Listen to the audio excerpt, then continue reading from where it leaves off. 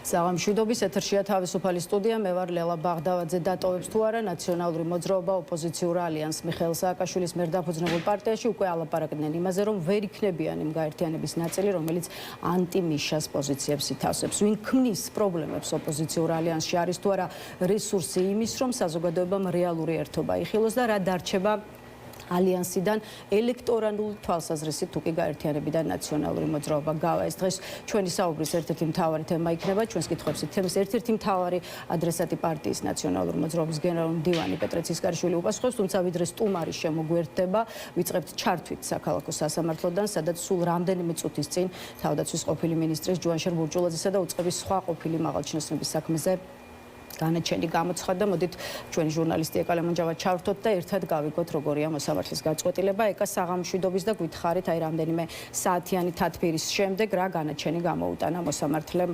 თავდაცვის უწყების ყოფილ მაღალჩინოსნებს. თითქმის 2 საათიანი თათბირის შემდეგ მოსამართლე ირაკლი ხუსკივაძემ თავდაცვის ყოფილი მინისტრი, მისი მოადგილე, ასევე თავდაცვის სამინისტროს შესყიდვების სამსახურის ყოფილი უფროსი და ჯუანშერ ბურჭულაძის ცოლის ძმა დამნაშავე ცნო. ჯუანშერ ბურჭულაძეს 10 წლით თავისუფლების აღკვეთა მიესაჯა, მას ასევე ჩამოერთვა ქონება, როგორც ესპანეთში მდებარე მიწის ნაკვეთი, მასზე არსებული სახლი, ასევე დაბაწყნეთში არსებული სახლი, მიწის ნაკვეთი და საგარაჟე ადგილი, ასევე 2 წლის ვადით აეკრძალა მას თანამდებობის დაკავება. 8 წლით თავისუფლების აღკვეთა მიესაჯა მის მოადგილეს გიორგი ხაინდრავას და 2 წლით აეკრძალა თანამდებობის დაკავება, ასევე 8 წლით თავისუფლების აღკვეთა მიესაჯა მისი ცოლის ძმას. რაც შეეხება ვლადიმერ ღუდუშაურს, მას საპროცესო შეთანხმება დაუმტკიცდა, 4 წელი პირობითი მსჯავრი, 10,000 ლარი ჯარიმა და 1 წელი თანამდებობის დაკავების აკრძალვა. ასეთი არის მოსამართლე ირაკლი ხუსკივაძის გადაწყვეტილება. შერ ბურჭულაძის ადვოკატს ხათუნა ხურცილავას. ქალბატონო ხათუნა, ეხლა შემოგვიერთდება ის ჩვენ ეთერში, ვიდრე ჩვენთან მოვა, მაყურებელს ვეტყვი, რომ სულ რამდენიმე წუთია რაც განაჩენი გამოცხადდა. ქალბატონო ხათუნა, კიდევ ერთხელ შევაფასოთ მოსამართლის განაჩენი. 10 წლით თავისუფლების აღკვეთა მიუსაჯა ირაკლი ხუსკივაძემ ჯუანშერ ბურჭულაძეს. საათ ნახევარზე მეტის ხნის განმავლობაში ცდილობდა დაესაბუთებინა მისი შემოსავლები, თუმცა მოსამართლემ როგორც ჩანს არ გაიზიარა ეს დასაბუთება და მაინც გამომწყნებელი განაჩენი გამოუტანა არა მხოლოდ მას, დანარჩენ სამპირსაც. არ ვიცი საათნახევარი რას ფიქრობდა მოსამართლე, ფაქტიურად პროკურატურის ბრალი გაიზიარა ერთპიროვნულად და არ ვიცი საათნახევარი რაში დაჭირდა ვერ გეტყვით. რაც შეეხება ერთადერთი გამონაკლისი იყო ვლადიმერ ღუდუშაური, რომელიც შესყიდვების დეპარტამენტის უფროსი იყო. მისი ჩვენება, აღიარებითი ჩვენება დევს საქმეში და არა მხოლოდ საქმეში, დღევანდელ სასამართლო პროცესზეც მან თქვა, რომ აღიარებდა ის ბრალს. არის თუ არა მისი ჩვენების საფუძველზე ეს ადამიანები, ასე ვთქვათ, ჯერ ბრალდებულები და შემდეგ გასამართლებულები. მოგეხსენებათ, აღნიშნულ სისხლის სამართლის საქმეში არის 2 ჩვენება ღუდუშაურის. ერთ ჩვენებაში ამბობს, რომ რაიმე უკანონობა არაფერი არ ხდებოდა და მეორე ჩვენებაში ამბობს, რომ აღიარებს დანაშაულს და ითანამშრომლა ჯუანშერ ბურჭულაძეზე. სწორედ ეს გახდა მისი ჩვენება ბრალის წარდგენის საფუძველი და ის სწორედ მოსამართლემაც მისი ჩვენებით მიიღო დააყენა აღნიშნული გამამტყუნებელი განაჩენი, რომელსაც რა თქმა უნდა არ ვეთანხმებით და გავასაჩივრებთ. დიახ, ანუ აპირებთ, რომ სააპელაციო სასამართლოში ეს გადაწყვეტილება გაასაჩივროთ? აუცილებლად მიმართავთ, იმიტომ რომ პროკურორს ნამდვილად 44 ტომიდან ერთი პირდაპირ მტკიცებულება არ მიუთითებია, რისთვის ითხოვდა გამამტყუნებელ განაჩენს პროკურორი. რაც შეეხება თავად ჯუანშერ ბურჭულაძის პოზიციას, ცოტა ანუ გაუგებარია, ვინაიდან თავდაპირველად ის არ აღიარებდა წარდგენილ ბრალდებას, რამდენიმე პროცესის წინ თქვა, რომ ის თანახმა იყო საპროცესო შეთანხმების გაფორმებაზე, რაც იმას ნიშნავს, რომ ის აღიარებდა ბრალს და ასევე გამოხატა მზაობა, რომ ზარალი აენაზღაურებინა. დღეს კი თითქმის საათნახევრის განმავლობაში ვისმენდით მის დასაბუთებას, თუ საიდან ქონდა იმდენი მილიონი, რასაც ედავება პროკურატურა. აი ამის დასაბუთებას ცდილობდა ის, აღიარებს თუ არა საბოლოოდ წარდგენილ ბრალდებას ის? არ აღიარებს წარდგენილ ბრალდებას, უბრალოდ ჯუანშერ ბურჭულაძემ სასამართლოს უთხრა, რომ მას ქონება, რომელიც ეხლა განკარგავს, ფლობს, ქონდა დაბადებული არ იყო, მისი ბებიას და ბაბუას ქონება იყო. მე შეძენი მშობლების და ასე შემდეგ. ასე რომ მას თანამდებობის ყოფნის პერიოდში რაიმე უძრავი მოძრავი ქონება არ შეუძლია. პირიქით, მის თანამდებობის ყოფნის პერიოდში შემცირდა მისი ისა რა ქვია, მდგომარეობა, როგორც ქონებრივად. და კიდევ ერთი კითხვა, აი ამ ყველაფრის ფონზე, 10 წლიანი სასჯელის ფონზე, აპირებს თუ არა ვთქვათ, მეორე ინსტანციის სასამართლოში თქვენი დაცვის ქვეშ მყოფი შეცვალოს პოზიცია და როგორც თქვენ ამბობთ, არ აღიარებს, მაგრამ უკვე მეორე ინსტანციის სასამართლოში აღიაროს და საპროცესო შეთანხმებაზე იფიქროს. წინასწარ ამაზე პასუხს ვერ გაგცემთ. აღნიშნული მოხდება ბატონ ჯუანშენ ბურჭულაძესთან შეთანხმებით. მე ას ვერ გამოვხატავ ამ ეტაპზე. მადლობა, თქვენ პირდაპირ ეთერში უსმენდით ჯუანშენ ბურჭულაძის ადვოკატს ხათუნა ხურცილავას. სულ რამდენიმე წუთის წინ გამოაცხადა მოსამართლე ირაკლი ხუსკივაძემ თითქმის 2 საათიანი თათბირის შემდეგ გამამტყუნებელი განაჩენი თავდაცვის ყოფილი მინისტრი ჯუანშენ ბურჭულაძე დამნაშავედ იქნა ცნობილი სამსახურებრივი უფლებამოსილების ბოროტად გამოყენებაში და ასევე უკანონო შემოსავლის ლეგალიზაციაში და მას 10 წლით თავისუფლების აღკვეთა მიესაჯა. 8 წლით მიესაჯა მის მოადგილეს გიორგი ხაინდრავას თავისუფლების აღკვეთა, ბურჭულაძის ცოლის ძმასაც 8 წლით მიესაჯა თავისუფლების აღკვეთა. ვლადიმერ ღუდუშაურსკი საპროცესო შეთანხმება დაუმტკიცა და 4 წელი პირობითი მსჯავრი და ასევე 10,000 ლარი ჯარიმა, 1 წელი თანამდებობის დაკავების აკრძალვა. ეს არის ის განაჩენი, რაც მოსამართლე ირაკლი ხუსკივაძემ, როგორც უკვე გითხარით, სულ რამდენიმე წუთის წინ გამოაცხადა. ეკა დაგემშვიდობებით, ეკა ლემონჯავა, ჩვენი ჟურნალისტი საუბრობდა საქალაქო სასამართლოდან თავდაცვის ყოფილ მაღალჩინოსნებთან დაკავშირებულ საქმეზე გამოტანილი განაჩენის დეტალებით. ახლა კი სტუდია და ჩვენი პირველი სტუმარი, როგორც გითხარით, ნაციონალური მოძრაობის გენერალური მდივანი პეტრე ცისკარიშვილი გახსნის გაცემას. გამარჯობა ბატონ პეტრე და მადლობა რომ გვესტუმრეთ. ბატონ პეტრე, ოპოზიციურ ალიანსში შექმნილ სურათზე ვაპირებდი პირველ ყოვლის საუბრის დაწყებას და გადაცემის გახსნას, თუმცა რადგან თავდაცვის ყოფილი მინისტრის ჯუანშენ ბურჭულაძისა და სხვა მაღალჩინოსნების საქმეზე განჩენმა მოგვისწრო, აი მოდით პირველი კითხვა სწორედ ამ ამბავზე დავსვათ. ბურჭულაძეს კიდევ ერთხელ 10 წლიანი პატიმრობა, თავდაცვის სამინისტროს სხვა მაღალჩინოსნებს 8 წლით თავისუფლების აღკვეთა. რა სიტყვით? აი თუ კი აქამდე ქართულ ოცნებას სათქმელად ჰქონდა, რომ ნაციონალური მოძრაობის ხელისუფლების დროს უკანონოდ რაღაც პირადი ინტერესებისთვის ხდებოდა ჯარისთვის გამოყოფილი თანხების განკარგვა და ამ კონტექსტში დღე არ გავიდოდა არ ეხსენებინათ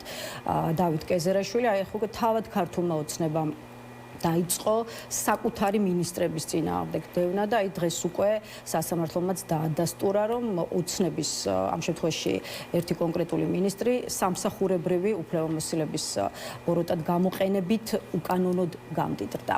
რა გაქვთ სათქმელი? აი რა დარჩა თავად ქართულ ოცნებასაც ამის შემდეგ უკვე სათქმელი იმისთვის, რომ აი ნაციონალური მოძრაობის ხელისუფლებასთან შედარებით საკუთარი უპირატესობა წარმოაჩინა. შედარებით ეხლა რანაირად უნდა შეგვედარონ ესენი ჩვენ ჭაობიდან, სიბნელიდან, მართლა აი პოსტსაბჭოთა ნაკრძალიდან, კორუფციული, კრიმინალური ქვეყნიდან ამოვიყვანეთ ქართული სახელმწიფო და შევქმნით ევროპის და ევროპაში ინტეგრაციის გზაზე, რელსებზე შემდგარი, შეიძლება ჯერ მდიდარი და განვითარებული სახელმწიფო ვერა, იმიტომ რომ სულ რაღაც 7-8 წელი იყო ამის განსარვითარებლად, მაგრამ სახელმწიფო, რომელშიც ადამიანებს ჰქონდათ იმედი, ადამიანებს ეამაყებოდათ, ჰქონდათ ღირსება პიროვნულიც, პოლიტიკურიც, სახელმწიფოებრივიც და ესენი როგორ უნდა შეგვედარონ ესენი, რომლებიც პირველივე დღიდან მოვიდნენ რუსებს დაუწვნენ და ეხლა აქ ბოლოს აღმოჩნდა, რომ ჩინეთიდან მოყოლებული, ირანით დამთავრებული ყველას ვასალი ერთდროულად არის ქართული სახელმწიფო და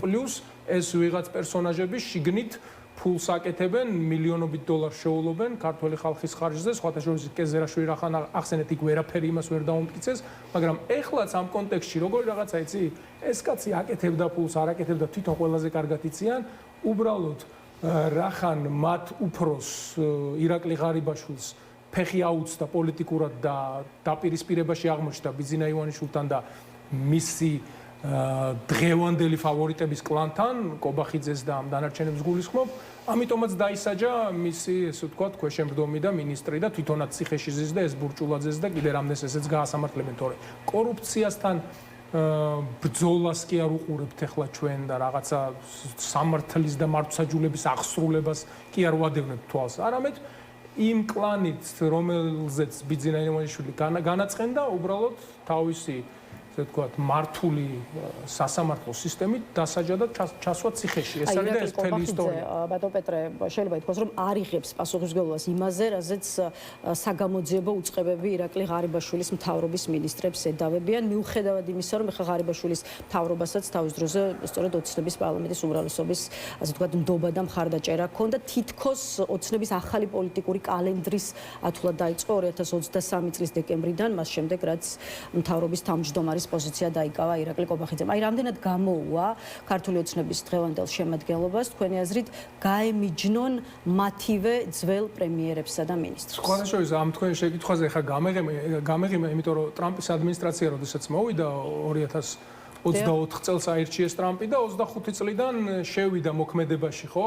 ახალი ხალხი დაინიშნა ამ შემდეგ ეს ჩვენი კოცები ჩაბრძანდნენ და ხშირად მოძრაობდნენ შეერთებულ შტატებში თავიანთი წარმომადგენლების მეშვეობით, დიპლომატიური მისიის ხელშეწყობით და ეუბნებოდნენ, რომ ის, ვთქვათ, მთავრობა შეიცვალა. ჩვენ ახალი ხალხი მოვედით, თქვენთან გვინდა ახალი ფურცლიდან ურთიერთობების დაწყება, ის ანუ თითქოს რასაც ღარიბაშვილი და ის წინა თაობის კოცები აკეთებდნენ, იგივე ხელისუფლება არ ყოფილა. ამას ცდილობდნენ, რომ ამაში დაერწმუნებინათ და ეს დაეჯერათ იმ ახალ დანიშნულ, ესე ვთქვათ, შეერთებული შტატების მაღალ ჩინოსნებს, რომლებიც რა თქმა უნდა, ეხა ესეთ რაღაცას არავინ არ ჭამს და ამისი არავის არ ჯერა და ყველამ ძალიან კარგად იცის, ვინ არის ერთპიროვნული ლიდერი და ვინ მართავდა ქვეყანას ღარიბაშვილის დროსაც და ეხლაც. შესაბამისად, ეს ტრიუკი მორიგი რომ აი ახლა ახალი მთავრობა მოვიდა და კეთილგანწყობილია დასავლეთის მიმართ და თქვენ ღირებულებითი სისტემის ნაწილი გავხდით ჩვენც, რომ ყველაფერი არის ტყუილები და აბსურდი, არავინ არ დაიჯერებს და შესაბამისად ამიტომაც ვერ გამოსდით, თორე აგერ წელიწად ნახევარია უკვე ხო ტრამპის ადმინისტრაცია შესულია და მუშაობს და ეს გადატვირთვა და ახალი ფურცლიდან ურთიერთობების დაწყება სწორედ ამიტომაც ვერ გამოსდით მათ შორის შეერთებულ შტატებთან. ნუ ევროპასთან მიმართებაში კიდე სხვა პრობლემებია, ამაზეც თუ გვექნება დრო შეგვიძლია ვისაუბროთ. კი, სხვა შორის ეს ერთ-ერთი თემაა, რომელზეც მინდა რომ თქვენი პოზიციები მოვისმინო, ისე როგორც სხვა სტუმრებთანაც გავშალო ბრიუსელთან ურთიერთობის თვალსაზრისით დღეს არსებული სურათი, თუმცა იქამდე კიდევ სხვა არაერთი საკითხი აქტუალური და მოდით გავყვეთ თემებს, რასთანაც უშუალოდ ნაციონალური მოძრაობაა დაკავშირებული. გულისხმობ ამ შემთხვევაში სიტუაციას ოპოზიციურ ალიანსში, რომლის შემადგენლობაშიც არის სწორედ თქვენი პარტია და ეს თემა აქტუალური გახდა იმ ფონზე, როდესაც ღია დაპირისპირება, შეიძლება ითქვას, რომ ღია დაპირისპირების მორიგსერიას ადენებს ახლა თვალყურს საზოგადოებას. ამჯერად მიხეილ სააკაშვილის პოსტებს და განცხადებებს ახლავს 9 პარტიიდან 8 პარტიის კრიტიკა. სააკაშვილს კიდევ ერთხელ გავახსენოთ საზოგადოებას, რომ ალიანსის პრინციპების დარღვევაში ადანაშაულებენ. აი, რა ხდება ალიანსის თავს? პრინციპების არა, წესების. ხო, პრინციპების წესების შეთანხმების პუნქტები. სხვადასხვა ახლა მე არ ჩავთვლი, მე არ ვფიქრობ, რომ რამე წესები ირღვევა. ჯერ მხოლოდ 6-7 კვირა დაახლოებით გასული მას შემდეგ, რაც ავიცი ალიანსმა თავი გაგვაცნო როგორც ოპოზიციურმა ერთობამ და როგორც ქართული ოცნების რეალურმა ალტერნატივამ. ეს არის ოპოზიციური ერთობა, აი, იცით რა, ერთობამდე როდესაც მივალთ, მაშინ გაცილებით უფრო მყარი ფუნდამენტი ექნება ამ ალიანსს. იმიტომ რომ ეხლა არის რაღაც სათანამშრომლო, თანამშრომლობითი ფორმატი, რომელიც ჩვენი გადმოსახედიდან კიდევ უფრო მჭიდროდ უნდა კონსოლიდირდეს, გაძლიერდეს, მეტი მოჭიდება კონდეს ჩვენს როგორც პოლიტიკურ მოძრაობას, ასევე გზავნილებს, მესიჯებს, კომუნიკაციას, ხალხთან შეხვედრებს, იგივე იმ აქციას, რომელსაც გეგმავთ თავისი მნიშვნელობა ექნება რა თქმა უნდა 26 მაისს და გამოვა 10,000-ობით ადამიანი მე დარწმუნებული ვარ თბილისის ქუჩებში ბოლო დროს რაღაცა ცოტა დამშვიდნენ და მიწყნარებულები არიან კოცები რომ ფიქრობენ რომ თითქოს სადღაც გაქრა ის პროტესტი და ის უკმაყოფილება რომელიც ამ რეჟიმის მიმართ არსებობს და 26 მაისს ისინი დაინახავენ რამდენი ადამიანია ჯერ კიდევ კრიტიკულად და მათი პოლიტიკური კურსის საწინააღმდეგოდ განწყობილი, ასე რომ ალიანს ჯერ კიდევ ბევრი აქვს წინ სამუშაო. მე არ ვფიქრობ, რომ რამე დაპირისპირება, განხეთქილება, სხვადასხვა ტერმინები მესმის. სინამდვილეში ეს არის რაღაც ჯანს იმას რასაც ხედავთ. რამდენჯერმე ქონდა ალიანსის შიგნით არასასიამოვნო კი ბატონო იყოს კამათის შემთხვევაში ერთი მხრიდან კრიტიკა დაარსებული თუ შექმნილი იყო ფორმირებული ოპოზიციური ერთობა, როცა თქვენ და თამარ ჩერგოლეიშვილი დაუპირისპირდით ერთმანეთს, ახლა სხვა ესე ვთქვათ პოლიტიკოსების მონაწილეობით ხედავთ ურთიერთდაპირისპირების ფაქტებს და ალბათ აქვე უნდა აღნიშნოთ ისიც, რომ აი ეს სურათი ძალიან ახარებთ ქართულ ოცნებაში. აი ნიკა გვარამიამაც თქვა სხვა შორის რამდენიმე დღის წინ და მართლაც ახლა შესაძლოა არ იყოს მარტივი ერთობის ფორმატში ცხოვრება, თუმცა მე მაინც მინდა ვიდრე ვთქვათ 26 მაისის აქციაზე ვისაუბრებდით, ახსნათ ის მიზეზები, რის გამოც ხდება თუნდაც აი ეს კამათი და მაინც უფრო დაპირისპირების სახეა რა მიზეზები. ცხოვრება ადამიანები ვართ, ვიკრიბებით, ბევრი განსხვავებული აზრია და მიდის კამათი რა.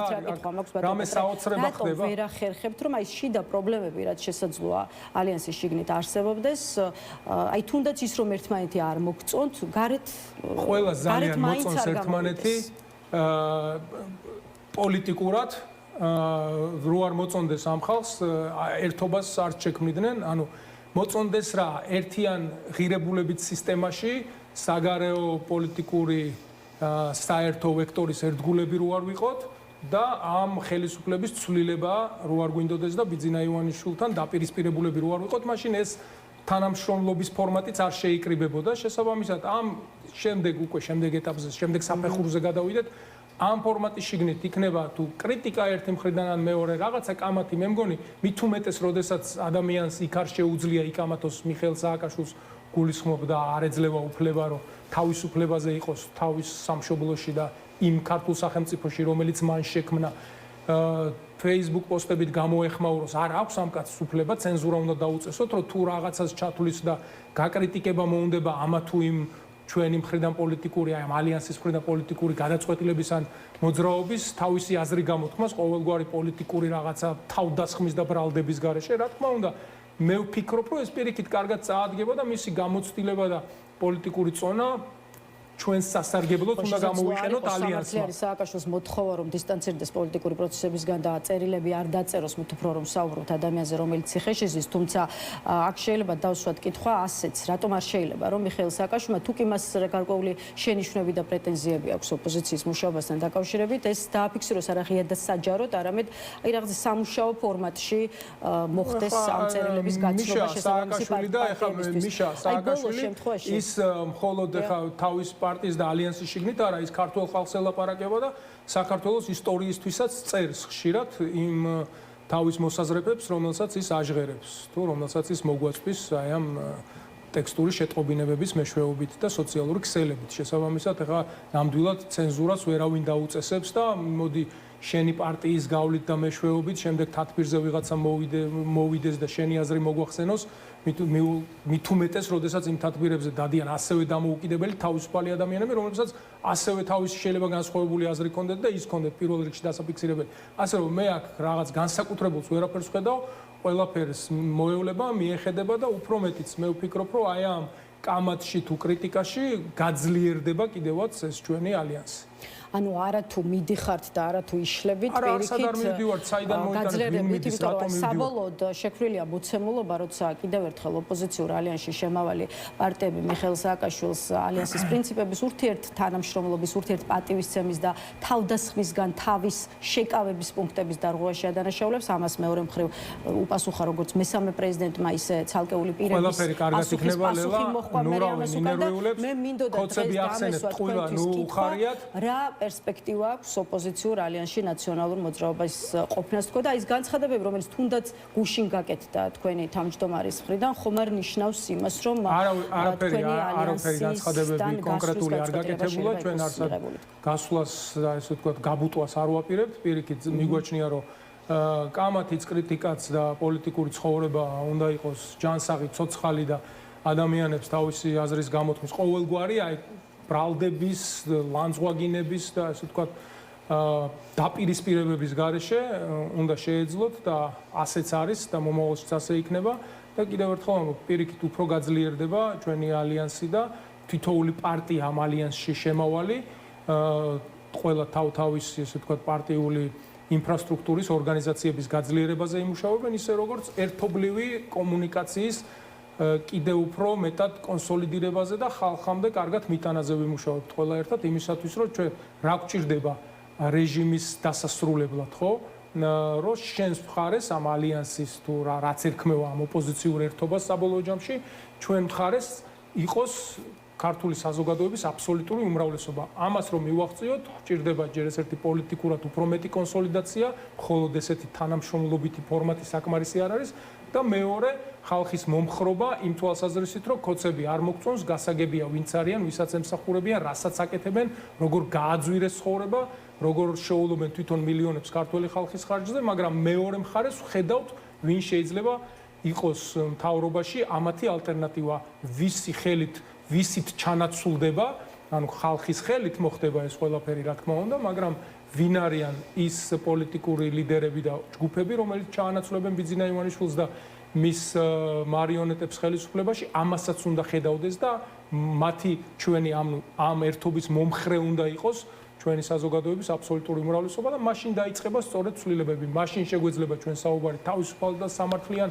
და კონკურენტულ გარემოში ჩატარებულ არჩევნებზე, მაშინ შეგეძლება ხალხის, ესე ვთქვათ, იმ სპონტანური თუ დაგეგმილი აქციებით მთავრობის გადადგომის მოთხოვნაც წამოაყენო. ეხლა ტაბუ დაედო, აი როგორ ან რევოლუცია, ან არჩევნები. შუალედური თითქოს აღარაფერი არ არსებობს. შუალედური პოლიტიკური ცხოვრება, აქციები, პროტესტი, სუსის თუ პრემიერის გადადგომის მოთხოვნა, CSKO-ში ცვლილებების გატარების მოთხოვნა, საკანონმდებლო ცვლილებების მოთხოვნა, ხალხის ხელით, ხალხის ძალით, პროტესტით, დიდი აქციებით და მიტინგებით.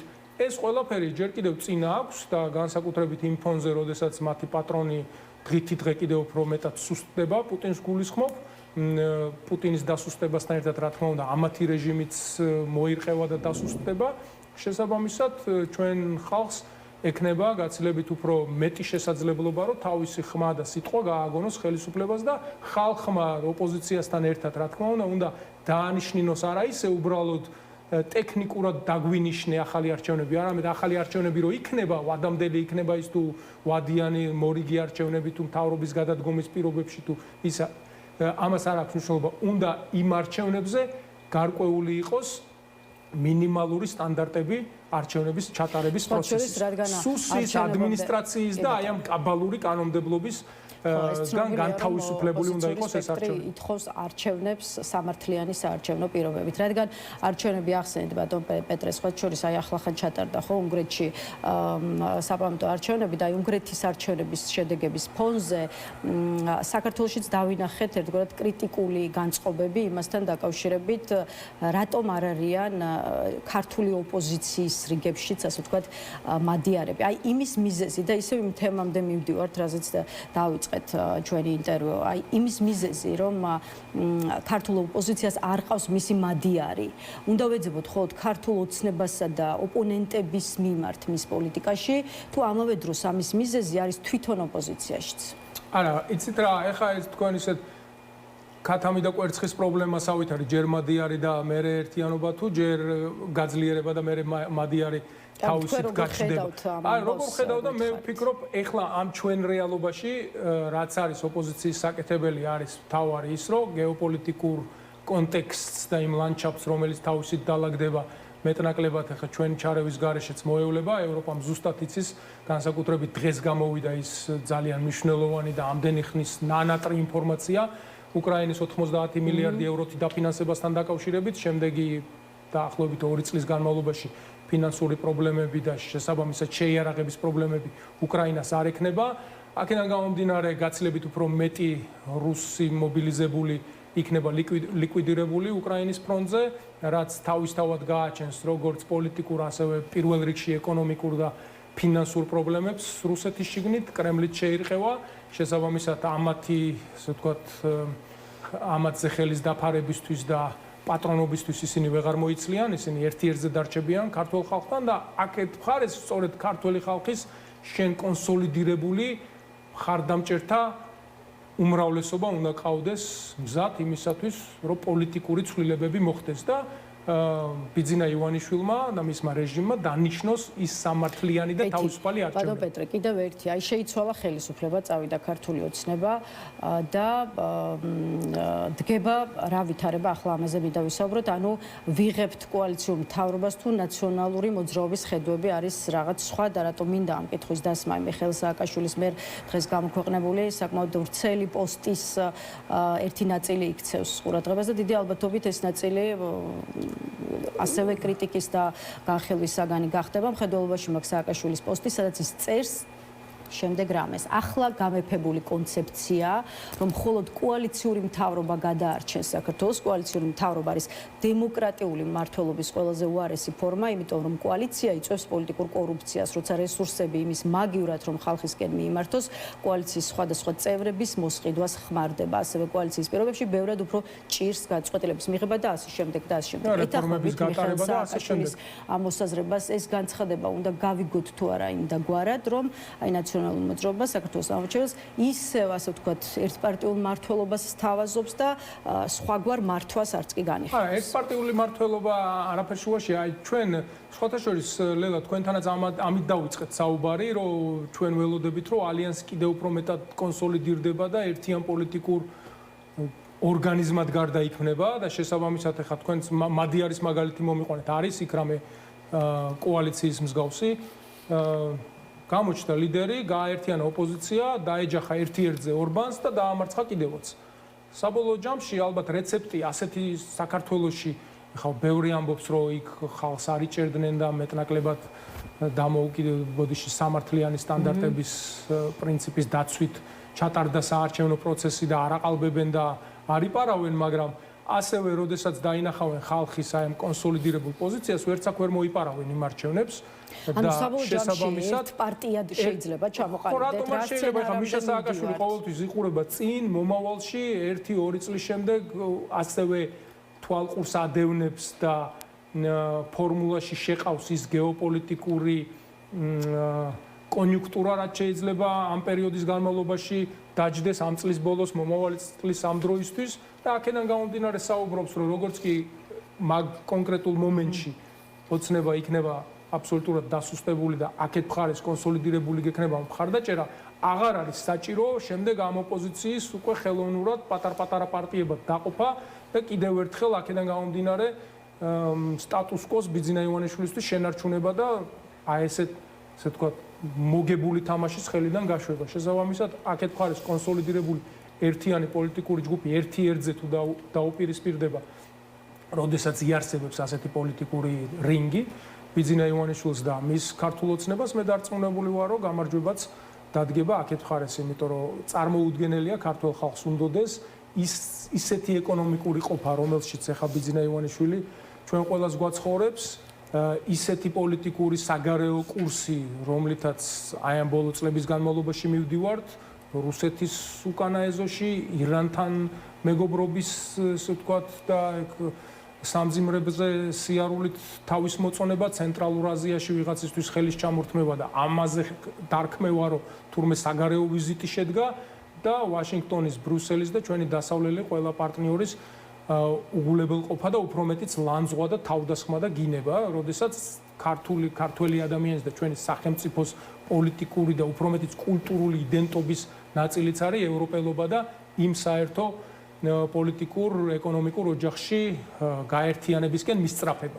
ასე რომ ეს ყველაფერი დადგება, ყველაფერი თავის ადგილზე, როგორც კი მეორე მხარეს იქნება ძლიერი კონსოლიდირებული ოპოზიციური ერთობა, დიდი უმრავლესობის მხარდაჭერით. ეთილი, რადგან ქართულ ოცნებამდე მოვედით ისევ და ისევ, კიდევ ერთი საკითხი, რომელიც სწორედ მმართველ გუნდს და ხელისუფლებას უკავშირდება, მიმდინარე კვირის მთავარი სიახლეა მთავრობაში საკადრო ცვლილებები და ახლა უკვე ამაზეც ვისაუბროთ, ისიც რომ მამუკა მდინარეძე სახელმწიფო უსაფრთხოების სამსახურის ხელმძღვანელი აღარ იქნება და სამართალდამცავი ორგანოების კოორდინაციის საკითხებში სახელმწიფო მინისტრად ინიშნება. თავის მხრივ მდინარეძეს სუსის ხელმძღვანელის პოზიციაზე ანაცვლებს გელა გელაძე, ხოლო შინაგან საქმეთა მინისტრი იქნება აჭარის მთავრობის ყოფილი მეთაური, თავმჯდომარე სულხან მართლან თამაზაშვილი რა იცვლება წარმოდგენილი ცვლილებებით და რა იკითხება ძალოვანების გადაადგილებაში და აქვე ხა წლების განმავლობაში ჩვენ ვხედავდით რომ როგორც სუსის ისე სხვა ძალოვანი უწყებების ხელმძღვანელები უშუალოდ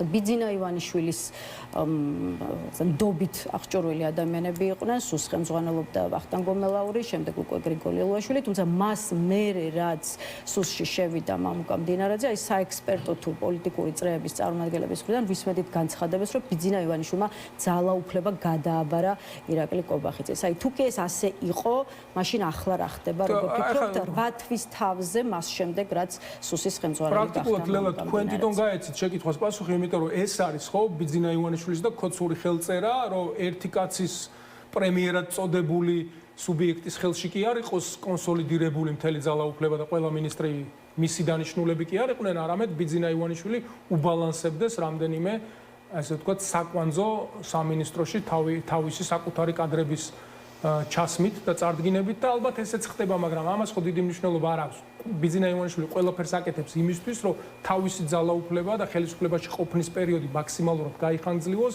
და ამ ამოცანას იმ კონკრეტულ დროის მომენტში რაც აწყობს და როგორც ჩათulis საჭიროთ რომ გადაადგილოს ეს ფიგურები სწორედ ისე მოიქცევა უფრო მეტად ყურადსაღები და სამომავლოდ ალბათ სახალისო ასპექტი ის იქნება რომ აი დღეს რო გამოდიან და მდინარაძის მზეს ფიცულობენ პირიქით დაგვიწინაურეს ჩვენი მამუკა და ეხა ჩაერთვება ისევ საჯარო დისკუსიებში და მე რენახეთ თქვენ როგორც კი შეატყობენ რომ ის აღარ არის ბიძინა ივანიშვილის ფავორიტი და მართლაც ჩარეცხილია ხო და გვერდზია გაწეული მე რენახეთ თქვენ მასზე თავდასხმები და მისი ლანძღვა ზუსტად იგივენაერად როგორც გახარია იყო მთავარი მათი ვარსკვლავად ბიჭუნა და შემდეგ ლანძღავდნენ და თავს ესხმოდნენ და კი იცით როგორც ექცეოდნენ თვითონ ეს ოცნების დეპუტატები და სხვადასხვა სპიკერები, მოლაპარაკეთავები, რომლებიც მხარს უჭერენ ქართულ ოცნებას და ამ ხელისუფლებას. სწორედ ესე დაემართება ყველა იმ ადამიანს, ვინც ბიძინა ივანიშვილის ფავორიტების სიიდან ამოვარდება. თვითონ ბიძინა ივანიშვილის კი არა და ირაკლი კობახიძის ბედი რა იქნება, როგორ ფიქრობთ, აი ამ დღეებში სამთავრობო ცვლილებების ფონზე ყველაზე გავრცელებული მოსაზრება პოლიტიკურ და ანალიტიკურ წრეებში არის სწორედ ის, რომ ბიძინა ივანიშვილი უახლოვდება თვითონ ირაკლი კობახიძეს. აი თქვენ ყველაფერი ის, რაც ახლა ხდება, ამაზე მიგანიშნებთ. იცით რა, ამ მოსაზრებასაც რა თქმა უნდა აქვს არსებობის უფლება და ასეთ შეიძლება იყოს, მაგრამ კი არ უახლოვდება ალბათ ამ მომენტში ასე დაჭირდა თორე გადაყენება და მოშორება რომ უნდოდეს არაფერი დიდი ესე თქვა მიპარვით მოქმედება ამას არ ჭირდება, უცებ გააკეთებდა და მაგასაც ისევე მოიშორებდა როგორც წინა პრემიერ-მინისტრები, აგერ მოიშორა კი არა ერთ ციხეში ჩასულ ხო ღარიბაშვილს გულისხმობ. შესაბამისად ამ თვალსაზრისითაც არანაირი სიურპრიზი არ იქნება თუ რაღაც მომენტში ირაკლი კობახიძესაც იგივე გზას გაუყენებენ, რასაც ღარიბაშვილი დაადგა. კარგი, უშუალოდ სულს რაც შეეხება სახელმწიფო უსაფრთხოების სამსახურს სპეციფიური და ამავდროულად ძალიან მნიშვნელოვანი უწყებაა, ხო, გამომდინარე იქიდან, რომ ქვეყნის უსაფრთხოებაზეა პასუხისმგებელი. აი თვითონ ის ფაქტი, რაზე მეტყველებს, რომ აი ბოლო 1 წლის განმავლობაში სულს, ასე ვთქვათ, მოკლევადიანი უფროსები მართავენ და მართლაც აი ბოლო 1 წლის განმავლობაში გელა გელაძე იქნება უწყების მესამე ხელმძღვანელი. აი მამუკა მდინარაძემ და მანამდე არის ოხარა არათუ კანონით განსაზღვრული 6 წელი ამოწურეს ამ პოზიციაზე, არამედ სრული 1 წლის ესე ვთქვათ 1 წლის ვადითაც ვერ შეძლეს დაკისრებული უფლებამოსილების შესრულება. რაზე მეტყველებს მათი მოკლევადიანობა? მეტყველებს რამეზე თუ უბრალოდ მოცემულობა არის ბიძინა ივანიშვილის აი განწყობებიდან და ხუშტურებიდან გამომდინარე, ამაზე მოდით მომავალში ვიმსჯელოთ. ფაქტი ერთია, რომ ამ სტატუს კუოს ესე წარამარა მორყევით, რა თქმა უნდა, მათი აი ეს შექმნილი სტაბილურობის იმიჯი ისეთი მყარი ვეღარ არის, ისევე როგორც თქვათ, ჩვენთან ხო ინსტიტუციები, კანონები, წესები არ მართავენ პოლიტიკურ ცხოვრებას და არც ეკონომიკას და ბიზნესს და ფინანსებს და ასე შემდეგ. შესაბამისად, ადამიანები უნდა დაალაგდნენ ბჭყალებში კონკრეტულ სამწუხაროდ მინისტრთან, ამ შემთხვევაში ეკონომიკის მინისტრიც კი არის გულისხმება და ესე ვთქვათ ენერგეტიკის ან სხვა მიმართულება პირდაპირ სუსთან და შინაგან საქმეთა მინისტრთან ლაგდებოდნენ ხოლმე საერთოდ არ უნდა იყოს მე ამის თქმა მინდა ასეთი დალაგება საჭირო მინისტრის მოადგილესაც კი არ უნდა იცნობდეს ესა თუ ის ბიზნესმენი ყველაფერი უნდა იყოს გამჭვირვალე და ყველაფერი უნდა იყოს დაწერილი ძალიან მკაფიოდ რომ იქ ინტერპრეტაციის და გადახვევის საშუალება არ კონდეს არც კერძო სექტორს და ბიზნესის მხარეს და არც მით უმეტეს საჯარო სექტორს და ამა თუ იმ კონკრეტულ თანამდებობის პირს. სამწუხაროდ ჩვენთან ესე არ არის და რატომ არის ყანყალი, რატო იგრძნობა, რომ ეს ადამიანები დალაგდებიან ვიღაცასთან, რაღაც ესე ვთქვათ, ხელს ჩამოართმევენ, რაღაც წესებზე შეთანხმდებიან, არა კანონის უზენაესობა, რაც არის მართლა, რასაც ევროპა გთხოვს და რაც არის მათი ერთ-ერთი უმთავრესი და უძვირფასესი ღირებულება, რომ კანონი ყველასთვის იყოს თანაბარი, სამართალი ყველასთვის იყოს თანაბარი და იმავდროულად ეს კანონები დაწერილი იყოს მკაფიოდ და გასაგებად ინტერპრეტაციის საშუალებების გარეშე. ეს არა გვაქვს. შემდეგ იცვლება, მოდის ვიღაცა ახალი, იმ ახალთან უკვე ეხა ამ ხალხმა აღარც იცის, უნდა დალაგდნენ, რაღაცაზე უნდა შეთანხმდნენ, ხელი ჩამოართვან თუ ესეც 6 თვეში შეიცვლება და საერთოდ დასაჭერი არ გახდეს და მე ამასთან მეგობრობის გამო ჩვენ ზედ არ მივყვეთ. ანუ ეს რა თქმა უნდა აი ეს მომენტი თავისთავად აჩენს აი ამ ყანყალის განცდას და არასტაბილურობა სისტემაში არის, მაგრამ უფრო მეტი არასტაბილურობა იქნება მერწმუნეთ ლელა, როდესაც მათი უფროსი და ხელმძღვანელობა მოსკოვში იქნება მორყეული, დასუსტებული და გასაქცევად ექნება იქიდან საქმე. კეთილი და ბატონ პეტრე, ბოლო კითხვა, უშუალოდ შინაგან საქმეთა ახალ მინისტრს და ამ დაგემშვიდობებით შინაგან საქმეთა სამინისტროს იბარებს სულხან თამაზაშვილი, ადამიანი, რომელიც ბრიტანეთის მიერ არის დასანქცირებული. აი ეს რა პოლიტიკური სვლა, ეს პოლიტიკური სვლა რასაც ჩვენებს და რამდენად შეიძლება ეს გაწყვეტილება იყოს პოლიტიკური გზავნილის მატარებელი, მათ შორის დასავლელი პარტნიორებისთვის. იცით რა, შეიძლება აქ სხვადასხვანაირი გზავნილი იყოს ჩადებული სხვადასხვა ტიპის ვიღაცას უნდათ რომ ასე ანუ ბრიტანეთს რო გაერთიანებულ სამეფოს რო ჯიბრში უდგანან ეს გასაგებია უკვე თავს ესხმიან ლონდონს ლაძღავენ იმ გადაწყვეტილებებს რაც იქ მიიღება თქვენ რაღაცა სიღარიბე გაქვთო ჯანდაცვას ვერ მიხედეთო ხალხი მშიერი დადისო ასეთი კომენტარები და ასე ვთქვათ გზავნილებიც კი გვესმის ხოლმე ხშირად ოცნების წარმომადგენლებისგან რაც თავისთავად ნუ აბსურდია და ყველას გვესმის გაერთიანებული სამეფო რა სიმდიდრის მატარებელი სახელმწიფოც არის და როგორი მოწყობის ქვეყანაც არის მაგრამ ამათი პრობლემა სხვა რაღაცა ესენი ვერ ხვდებიან რომ თუ ესე ჯიბრში დგომით დიდ ბრიტანეთთან ვერაფერს გახდებიან და ეს მათ ასე ვთქვათ ამოცანებს რომ შეერთებულ შტატებთან უნდათ რაღაცის გადატვირთვა და თუ ყური მოკრეს სატელევიზიო რეპორტაჟებში რომ შეერთებულ შტატებს და ბრიტანეთს რაღაც ერთმანეთში კამათი მოუვიდათ თითქოს და ესენი ფიქრობენ რომ ეხა ბრიტანეთს თუ დაუპირისპირდებიან და მათ ჯიბრზე რაღაცას გააკეთებენ ამით შეერთებულ შტატებს თავს მოაწონებენ აი ესეთი პატარა ბავშვური რაღაცა სახლობანას თამაში გონიათ დიდი გეოპოლიტიკა რაც რა თქმა უნდა ასე არ არის ყველამ ძალიან კარგად იცის ლონდონშიც და ვაშინგტონშიც ესენი საიდან ამოდიან და ესენი რომელი ესე ვთქვათ სცენარის მიხედვით მოქმედებენ. ამათი სცენარი ერთი და ეს გაშიფრულია იქიდან არის ის რომ ძალაუფლება რაც შეიძლება მეტხანს შეინარჩუნოს და შესაბამისად დემოკრატიის ელემენტებმა ქვეყანაში არ შემოაღწიოს, არ იყოს დამოუკიდებელი მართლმსაჯულება, არჩევნები მუდმივად ყალბდებოდეს, სუსი იყოს პოლიტიკური კორუფცია, მიხეილ სააკაშვილი სხვა პოლიტპატიმრებთან ერთად ციხეებში ისხდნენ, კანონის უზენაესობა არ არსებობდეს.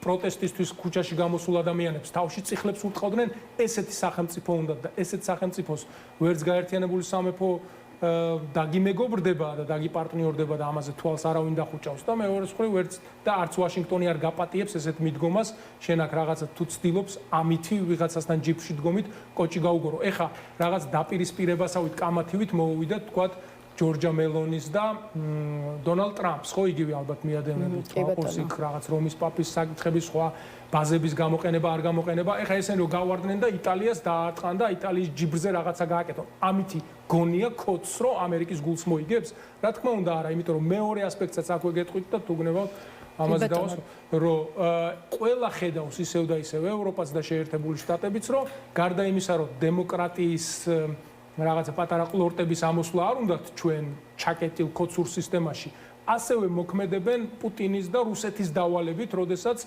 ისე უბნება იქიდან, რომ ყველაზე მეტად ევროპასთან ვარ, დასავლეთთან ვარ ამ მომენტისთვის დაპირისპირებული, ადრე შეიძლება რაღაც კონკურენცია გქონდა, მაგრამ პოლიტიკურად ხა იმ თავის დროზე G8 იყო ხოლმე, მერე G7 გახდა, G7, მაგრამ დიდი 20-ის კავშირში G20 რაც არის, იქ იწვევდნენ პუტინს, ვაჭრობა იყო, გასყიდდა. არა, აი ეხლა ვამთავრებ. ევროპასთან ურთიერთობა ქონდა მილიარდებს აკეთებდა და ახლოვებით 250-300 მილიარდი იყო რუსეთის ვაჭრობა ევროკავშირთან, ძირითადად ამ გაზის, ბუნებრივი აირის და ნავთობის ვაჭრობის კონტექსტში, იქიდანაც ძალიან ბევრი საქონელი შემოდიოდა რუსეთის მიმართულებით.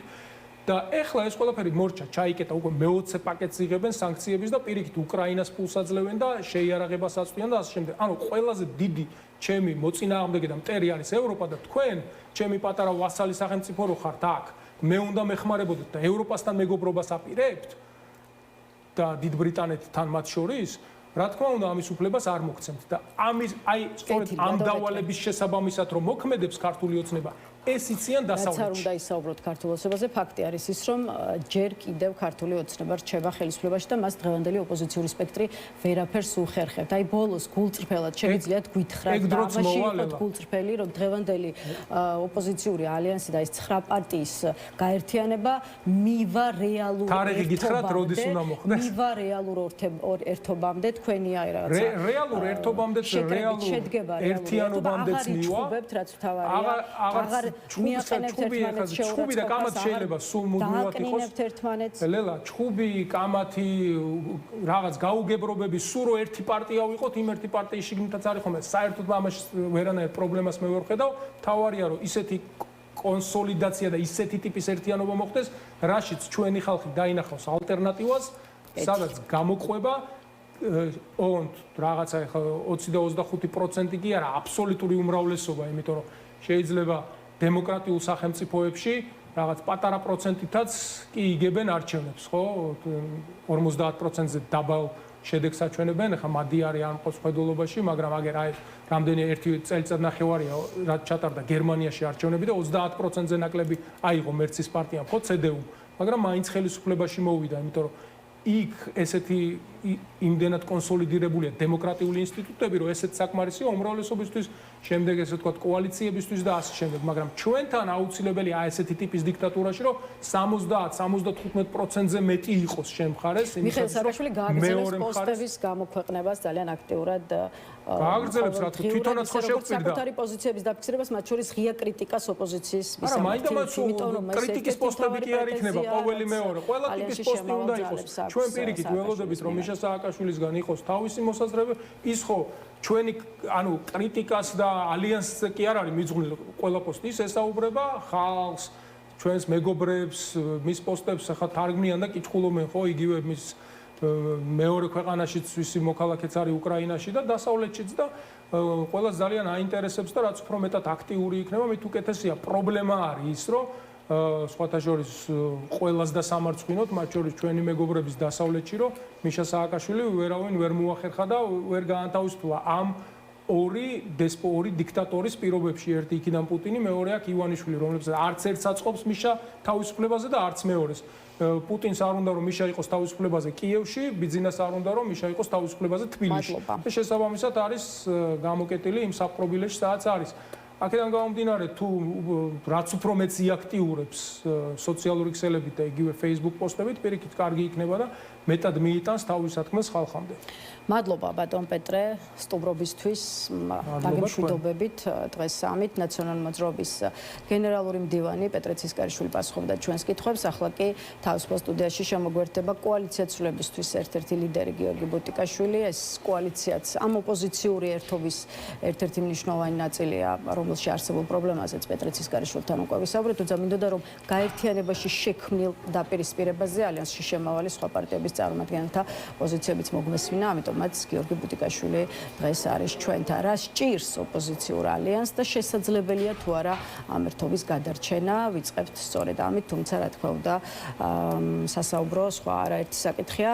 გამარჯობა ბატონ გიორგი და მადლობა რომ გვესტუმრეთ. ბატონ გიორგი, მადლობა მოწვევისთვის.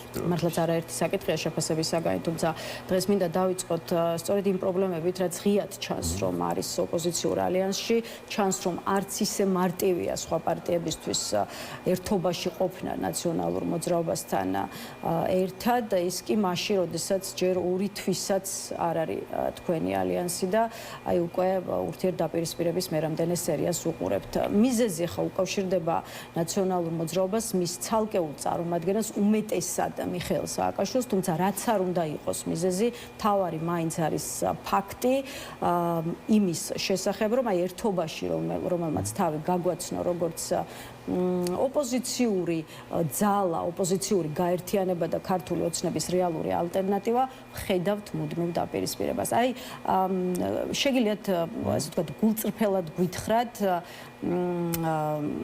როგორია თანაცხოვრება 9 პარტიის ერთი ქოლგის ქვეშ ოპოზიციური ალიანსის სახელით და შეგიძლიათ თუ არა თქვათ რომ ეს საკმაოდ გიჭირთ და აქვე ალიანსში შემავალი ძალები ამბობთ რომ მთავარი რაც გაერთიანებთ ეს არის იდეა და ასე ვთქვათ საერთო ღირებულებები. მაშინ რა ქმნის გადაულახავ სირთულეს? ხო, მივესალმებით თქვენს მაყურებელს და მაყურებელმა აუცილებლად უნდა იცოდეს და საზოგადოებამ უნდა იცოდეს, რომ ეს ალიანსი შეიქმნა მარტივი ფორმულით, რომელსაც ქვია საერთო სტრატეგია. სტრატეგია ოპოზიციურმა პარტიებმა, რომელმაც აირჩიეს ერთი სტრატეგია არ თანამშრომლობის ქართულ ოცნებასთან დელეგიტიმაციის პროცესის გაძლიერება, მანამ სანამ არ ჩამოიშლება ქართული ოცნება როგორც სისტემა. ამ სტრატეგიაზე შეთანხმდა 9 პარტია და გააფორმა ხელშეკრულება, რომელსაც მოაწერა ხელი 9 პარტიამ და ეს 9 პარტია იზიარებდა მოცემულობას, რომ საქართველოში დღეს ჩვენ ერთობლივად, კოალიციურად შეგვიძლია დავამარცხოთ ქართული ოცნება, ჩამოშალოთ ის, მივახციოთ თავისუფალ და სამართლიან არჩევნებს და გავათავისუფლოთ პოლიტიკური პატიმრები. პრობლემა რამ შექმნა? ამ დოკუმენტის შექმნაში, რასაც ხელი მოვაწერეთ, ჩართული იყო 9 პარტია, მათ შორის ნაციონალური მოძრაობა და უშუალოდ მიხეილ სააკაშვილიც, ბატონი პრეზიდენტი, რომელიც ღიად, როგორც Facebook პოსტით, ასევე დახურული კომუნიკაციის მეშვეობით გამოუცხადა ნდობა ამ ალიანსს და ამ ალიანსის სტრატეგიას. ჩვენ რთული პერიოდი გავიარეთ, სანამ ხელს მოვაწერეთ ამ დოკუმენტს და 9 პარტია შეთანხმდებოდა, ნებისმიერ პარტიას თავისი პოზიცია ჰქონდა და ეს პოზიციები უნდა შეჯერებულიყო და შეჯერდა ეს პოზიციები მათ შორის ნაციონალურ მოძრაობასთან. ჩვენ ეს გავაკეთეთ, ჩვენ ეს შევძელით და ჩვენ მივახციეთ ერთობას, რომელმაც უნდა წარმოადგენდეს როგორც ქვეყნის შიგნით, ასე ქვეყნის გარეთ ალტერნატივა. მე დანარჩენი განვითარება პროცესის, რაც დღეს და ბოლო დღეებში ვიხილეთ, ფაქტობრივად ამოუხსნელია, რატომ დადგა დღის წესრიგში საერთოდ ალიანსზე ამ ტიპის საუბარი, თუნდაც ოპოზიციის დისკრედიტაცია პირდაპირ თუ არაპირდაპირ ნიშნებით, როდესაც ბატონ მიხეილ სააკაშვილს, როგორც ქონდა მანამდე დახურული კომუნიკაცია ჩვენთან, რჩევების სახით შეეძლო გაეზიარებინა, არა საჯაროდ, არამედ დახურულად რა ან მოწონდა ალიანსში, ან რა გზას ხედავდა ის, თუნდაც იმისთვის, რომ ჩვენ შეგვეცვალა მოქმედება თუმცა ღია კრიტიკაშიც რა პრობლემა იყო, იმიტომ რომ შესაძლოა სააკაშვილის კრიტიკა იმ საფუძვლით, რომ ოპოზიციური ძალები არ არიან აქტიურ კომუნიკაციაში და არ აქვთ მათ აქტიური შეხვედრები განსაკუთრებით რეგიონებში მცხოვრებ მოქალაქეებთან, შესაძლოა სააკაშვილის ეს პოზიცია არაერთმა მას ალბათ არ მიუვიდა, მას ალბათ არ მიუვიდა საკმარისი ინფორმაცია საკუთარი პარტიისგან, ასევე ნაციონალური მოძრაობა არის ჩართული იმ ყოველდღიურ შეხვედრებში, რომელსაც ალიანსი მართავს, დაგეგმილი არის შეხვედრები რეგიონებში კარ და კარის პრინციპით, მათ შორის დიდ ქალაქებში, ეგრეთ წოდებული თაუნჰოლები, სადაც ჩვენ შევხვდებით იქ ადგილობრივ ადამიანებს, ეს დაწყებული არის მთლიანი აპრილის ბოლოდან მოყოლებული მაისის 26-მდე, როდესაც კულმინაცია თბილისში იქნება დიდი აქციის. ეს ყველაფერი ყოველდღიურ რეჟიმში განიხილება მათ შორის ნაციონალურ მოძრაობასთან და განიხილება ყველა პარტიასთან. ყველა თავისი კონტრიბუციით შემოდის ამ პროცესში, ამ დაგეგმვის პროცესში და მე მქონდა იმედი, რომ ეს ეცოდინებოდა ბატონ მიხეილ სააკაშვილსაც და არ დაჭირდებოდა ღია პოსტების დაწერა იმაზე, რას ვაკეთებთ ან რას ვერ ვაკეთებთ. ეს ალიანსი წარმოადგენს ალტერნატივას ქართული ოცნების. ისიც ნაციონალური მოძრაობაც არის ამის ნაწილი. და შესაბამისად ჩვენ ერთიანად გვინდა მივახციოთ წარმატებას და გამარჯვებას, რაზეც შევთანხმდით სტრატეგიას მოვაწერეთ ხელი და ყველა იყო თანახმა. ამ 9 პარტიიდან შესაბამისად ალიანსი აგრძელებს მუშაობას, დღესაც იყო ძალიან მნიშვნელოვანი შეხვედრა, იგეგმება ასევე შეხვედრები ვაიმარის სამკუთხედის ქვეყნებში, ერთობლივი ვიზიტი, იგეგმება ამერიკაში ვიზიტი, იგეგმება რეგიონებში გასვლითი ტურები, მათ შორის 26 მაისის მომზადება, სადაც გვინდა რომ იყოს უამრავი ადამიანი და ამ ალიანსის მთავარი ამოცანა სტრატეგია ხომ ის არის რომ ეს ასევე ქონდა გაცხადებული, რომ ნებისმიერმა ადამიანმა დაინახოს თავისი სასიცოცხლო მნიშვნელობა პროტესტში. ის რომ ჩვენ პროტესტში ვართ, ის რომ თქვენ პროტესტში ხართ და ნებისმიერი ვისაც რუსთაველზე ვხედავთ არის პროტესტში, ეს საკმარისი არ არის იმისთვის, რომ ჩვენ ერთობლივად, რიცხობრივად დავინახოთ ერთი რომ ერთმანეთი ქუჩაში ბევრი რომ ჩვენ გვაქვს შესაძლებლობა ცვლილების და მეორე ვაჩვენოთ ასევე ჩვენს დასავლელ პარტნიორებს რომ აქ ურთიერთობების დალაგება მათ შორის ამერიკასთან ქართულ ოცნებასთან წარმოუდგენელია სანამ 100,000-ობით ადამიანი დგას ქუჩაში და ითხოვს ახალ არჩევნებს და თავისუფალ სამართლიან გარემოს ამ ქვეყანაში. ანუ ეს არის ჩვენი მოთხოვნა და ამისთვის არის ალიანსი შექმნილი, ამ სტრატეგიას მოეწერა ხელი და ეს პათოსი არის რაც ამოძრავებს ალიანსს. რასაც ეთანხმება ამ ალიანსში შესული პარტიები. დანარჩენი, რასაც ვუყურებთ სოციალურ მედიაში, ან თუნდაც დისკუსიები, რომლებიც იმართება, ამ ყველაფერს ასუსტებს და ასუსტებს მათ შორის ალიანსის პოზიციასაც, რაც არ გვინდა, არ მოგწონს. ასუსტებს გუშინ ნაციონალურ მოძრაობაში ისიც კი ითქვა, რომ ვერ იქნებიან იმ გაერთიანების ნაწილი, რომელიც ანტიმიშას პოზიციებს ითამაშებს ამ კონტექსტში. გაჩნდა ვარაუდი იმის თაობაზე, რომ შესაძლოა ნაციონალურ მოძრაობა საერთოდ გასულიყო ალიანსიდან, ახლა პეტრე ცისკარიშვილმა თქვა, რომ ამას არაპირებენ და პირიქით იმუშავებენ, რომ კოალიცია გაძლიერდეს, თუმცა აი თუ კი მაინც ვერ შედგება თქვენი თანაცხოვრება ალიანსის ფარგლებში და თუ კი მაინც სხვადასხვა გზით წახვალთ. აი ამ სცენარზეც თუ არის ალიანსი ამის დაშვებას თუ აკეთებთ, თუ აკეთებთ დაშვებას იმის, რომ შესაძლოა დაიწყოს და მოხდეს ალიანსის რღვევა და ალიანსი აგრძელებს. ვინაიდან ეს თეორიულად ნამდვილად შესაძლებელია, აქვე კიდევ ერთ კითხვას დაგისვათ. აი როგორ ფიქრობთ, რა მდგომარეობაში აღმოჩნდება ამ შემთხვევაში ალიანსი და მათ შორის ელექტორალურად როგორ ასე ვთქვათ, რა მდგომარეობაში იქნებით, იმიტომ რომ ნაციონალურ მოძრაობას ხა თუ არ ჩავთვლით აი მელია გვარამიას კოალიციას, ყველაზე მაღალი მხარდაჭერა აქვს ალიანსში შემავალ სხვა პარტიებთან შედარებით. ნახეთ, ალიანსი გააგრძელებს მუშაობას იმ სტრატეგიის გარშემო, რაზეც არის შეთანხმებული. მათ შორის არის მაგალითად ლელოს პარტია, რომელსაც განსხვავებული სტრატეგია აქვს არჩეული, მაგრამ ის წინააღმდეგობაში არის. ნებისმიერი პარტია, ვინც წინააღმდეგობაში არის და იზიარებს იმ სტრატეგიას, რომ ამ ქვეყანაში უნდა ჩატარდეს თავისუფალი და სამართლიანი არჩევნები, პოლიტპატიმრები უნდა გათავისუფლდეს, რუსული ყაიდის კანონები უკან უნდა იქნას გაწვეული, ევროკავშირის გზაზე უნდა დაბრუნდეს ქვეყანა. ანუ ნებისმიერი პარტია, მოძრაობა, სამოქალაქო ჯგუფი, ვინც ამ აზრს იზიარებს, არის ბუნებრივად პარტნიორი ალიანსის. შესაბამისად, ალიანსი გააგრძელებს მუშაობას იქამდე, სანამ არ მივახცენთ მიზანს. მიზანი არის დაუბრუნოთ ქვეყანა ევროპულ გზას. ეს არის ჩვენი ამოცანა. შესაბამისად, საჭადრაკო დაფაზე რაღაცების გადანაცვლება არ ნიშნავს იმას, რომ წინააღმდეგობა შესუსტდება, ან ჩვენ ვერ შევძლებთ მიზნის მიღწევას. როგორც ვთქვი, დღესაც იყო შეხვედრა, გაგრძელდება და არის დაგეგმილი, გაწერილია თარიღების მიხედვით, როგორც სოციალურ მედიაში კამპანია, ასევე რეგიონებში კამპანია, ასევე საგარეო ველზე ვიზიტები. ეს ყველაფერი გაკეთდება ისე, როგორც იყო დაგეგმილი იმ პარტიებთან ერთად, რომლებიც იქნებიან ალიანსში. ეს არის გადაწყვეტილი ამბავი და ამას ეს არ შეიცვლება. დანარჩენი ყველა თავის გზაზე გააგრძელებს წინააღმდეგობას. ან შემოუერთდება ახალი პარტიები. მაგალითად, არსებობენ პარტიები, რომლებიც დღეს შექმნის პროცესში არიან, თუ მათ გაუჩნდებათ სურვილი, ჩვენ თავიდანვე ქონდა გაცხადებული, ალიანსის კარი ღია არის, კოალიციურად ჩვენ ერთობლივად არის ჩვენი ამოცანა სისტემა დავასუსტოთ, ნებისმიერი ვინც თავის თავს დაინახავს ალიანსში, ნებისმიერ დროს შეუძლია შემოუერთდეს. ეს გააძლიერებს. და ვისაც წასვლა უნდა წავიდეს? ხო, ვინც ჩათვლის, რომ მათი სტრატეგია ბრძოლის არ ემთხვევა ჩვენ სტრატეგიას, რადგან არის შეთანხმება დადებული, მას შეუძლია გააგრძელოს თავისი გზით სისტემის შესუსტება. ბატონ გიორგი, აი მე ნაციონალური მოძრაობის ელექტორატზე კითხეთ და ამ კონტექსტში ერთი შეფასებაც მინდა ვახსენო, რომელიც აქტიურად ისმის პოლიტიკურ სპექტრში პატარა პარტიებს უნდათ, აი საუბარია სწორედ ალიანსში შემავალ პარტიებზე, ნაცების ხმები, ნაცების და სააკაშვილის გარეშე მართლაც ვის უნდა ეს?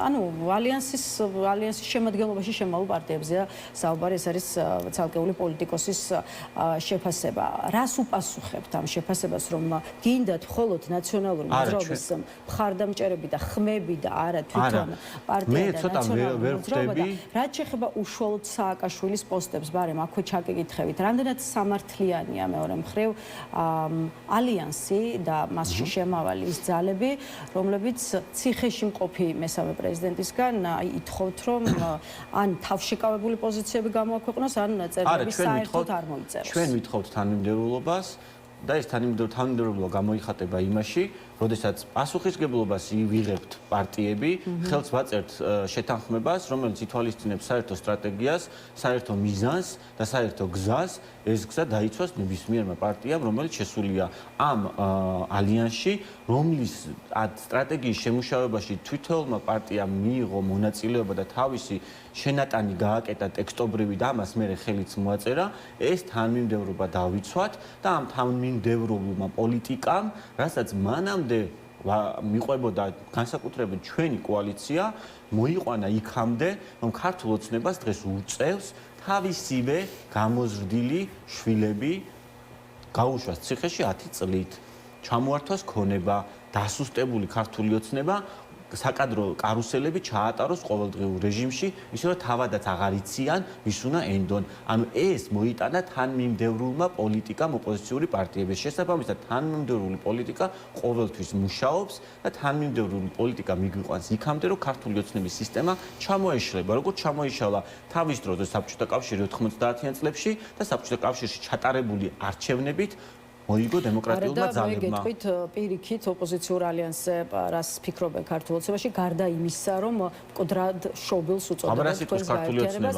აინშტაინს აქვს ნათქვამი, როცა ერთსა და იმავეს აკეთებ იმ იმედით, რომ სხვა შედეგი დადგეს, ხარ სულელი. ვინც ეს გაერთიანება დაგეგმა, აშკარად სულელია, ვმაპატიეთ, მაგრამ ასეთია საპარლამენტო უმრავლესობაში გაკეთებული განცხადება. ხო, ქართული ოცნებას თენგიზ შარმანაშვილის პოზიცია მაქვს ამ შემთხვევაში მხედველობაში.